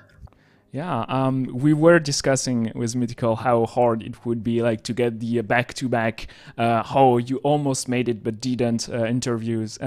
So we are actually just going to focus on what went great for you. Clearly, you were super happy with your Shovel Knight race yesterday. Oh yeah, but Shovel Knight race yesterday is the first time, not in race before, I've done so runner, but in race, in tournament, it's the first time, so it's a fantastic run. And before it, I was okay because there was a player above me. But looking to Shovel Knight, and I saw only QChannel and me finish the game, I said, wow, maybe I can play something tomorrow with 5 other games. And my Shovel Knight run was 2 huge deaths, but the rest of the run was very cool, so someone is done, and I'm very happy with this run. Nice. And today the DKC was your best race as well? It's my best race, but I wasn't happy with it. When I was doing some Decathlon training, before I've done 43, I don't know exactly. It was much better, and I've done a lot of stupid deaths in this run, and I wasn't so happy comparing to my PV. Comparing to the others, it was okay, but to my PV, it was not. Maybe the 10 points missing to have the second place. I don't know. So the big question now is: will you join the September tournament? That's a good question. I don't know. Because maybe I will have some holidays in September. I don't know if I will be available in weekends, so maybe not. I don't know, but if I can do them, I will do them. Obviously, I have a pleasant time to do them. quite stressful, but very pleasant. I'm very happy to continue the follow tournament or the last chance tournament. We'll see. Mythical, maybe you have questions for Fireman? Well, you took my last one. So I guess I'll ask about inertia. You finished first, beating even Brother Main in this game. Your time was 9:07. Were you happy with that run compared to, your PB is around 8 minutes, but we haven't seen anyone really get very close to their PB in inertia. Was that something you were hoping for, or is this 9-minute time as solid as I think it is to you? I think it's very funny you're right about it, and I'm very happy with it. It's my best time in race and training Decathlon too. But I haven't, most of the time I do around 10, not 9. And but I worked a lot to find a very safe strat and not to have the very grindy one. And yeah, I'm very, very happy. I have 1 or 2 huge deaths on one time, but the rest of the run was very, very fluent, and I'm very, very happy with this time. And you're right about it. It's very complicated with this game to be near to its PB, because a single death you can lose around 15 or 20 seconds, and in this game it's a lot of points, a lot of time. And I'm very happy with this one. You got stuck on that specific level where you are supposed to get into through the small window to get to the exit. I think it's 15, and clearly you got stuck and a bit stunned. I remember, yeah. But I know before backup, but it was a long time I didn't practice it. And what's the backup? What's the backup? Just need backup. No, do what you know. Reset, and you lost 6 seconds. Never mind. Continue the run. And yeah, but those were like good reaction, and clearly you 4 had those moments where something doesn't go well and you have to react and adapt to it, and that's probably the most interesting moments in a race. Like compared to just like PB grinding, you have to adjust because you have to finish the game. You cannot just reset. Exactly. This thing, and the other thing too, is when you are in race and 10 games in a row, you're not in the same conditions, so you have to do the same as as training, but in specific conditions, stressful condition, and it's not as easy. For instance, for in DKC, all the manipulation and all the is very precise, and if you miss the jump button around half a second, so you're too late and you fall down in the and you lost 40 50 seconds freely. So but it's very cool to see that in race. That's very specific to races. Cool. So if you do compete in September or in October, hopefully you come back at least once to really get a chance to qualify again. What is it, do you think, that you're mostly going to practice across these 10 games? Is it going to spread it evenly, or is there some that you really want to work on? Shovel Knight again and again, because I think this game you have to be practiced a lot, much more than the other games, to be very consistent. And I will try. I will work also Cuphead. I'm not very fond of the speedrun, but I will try to be more consistent, because my run wasn't very satisfying. Yeah, a little of story about my ankle and missing some minutes, but yeah, some games to have the missing points to be at the same level as the other players. Maybe there are other games such as KC, maybe not grinding it, but finding ways to be more consistent, not to die. It's a little more interesting, and that needs to. I have a 41 minutes PB. I want to have it also in race, and it's very complicated to find the different strat to apply in race and not to die. And I want to work specifically on this kind of things. Cool. I like that approach. That's probably the good one to get there. Best of luck, Fireman. If you are with us during the September tournament, you are going to be one of our probably like closest to our heart. He practiced so much. He's like a Rocky Balboa style. Practiced so much and came back to overcome his difficulties. So I do look forward to that. And if we do have to wait for the last chance tourney on the 6th and 7th of October, we would totally understand. And still, that's 2 places to get there. So, but I think the competition is going to be even more intense during the last chance tourney compared to September. So you never know. I agree with you. Yeah. Very, very intense. Some players who are very, very strong wasn't here for the August tournament. So in September, the last chance tournament is very, very, very hard. We have to work a lot, but nothing is impossible. And race is races. It's not a great leaderboard. Yeah. Okay. Well, best of luck, and we'll Thank see you definitely later in the UD6. Thank you very much, and see you later. Thank you. All right, so that is gonna do it for our broadcast. Our August tournament is now finished. Congrats once again to Cute Shadow and Skunkoff. The consistent race domination and the late game comeback with the massive PB, and that, well, it's a PB, but it's a massive in terms of importance. Yeah, for Skunkoff. Are going to be our 2 joining Brother Main and Devil Tifa in grand finals. They've punched their ticket, and I can't wait to get back into more UD. But we'll first be taking a break. We'll be gone next weekend, and we'll come back September 8th, 11 p.m. Eastern is where you can find us. Speed Gaming will have stuff every day forever, apparently.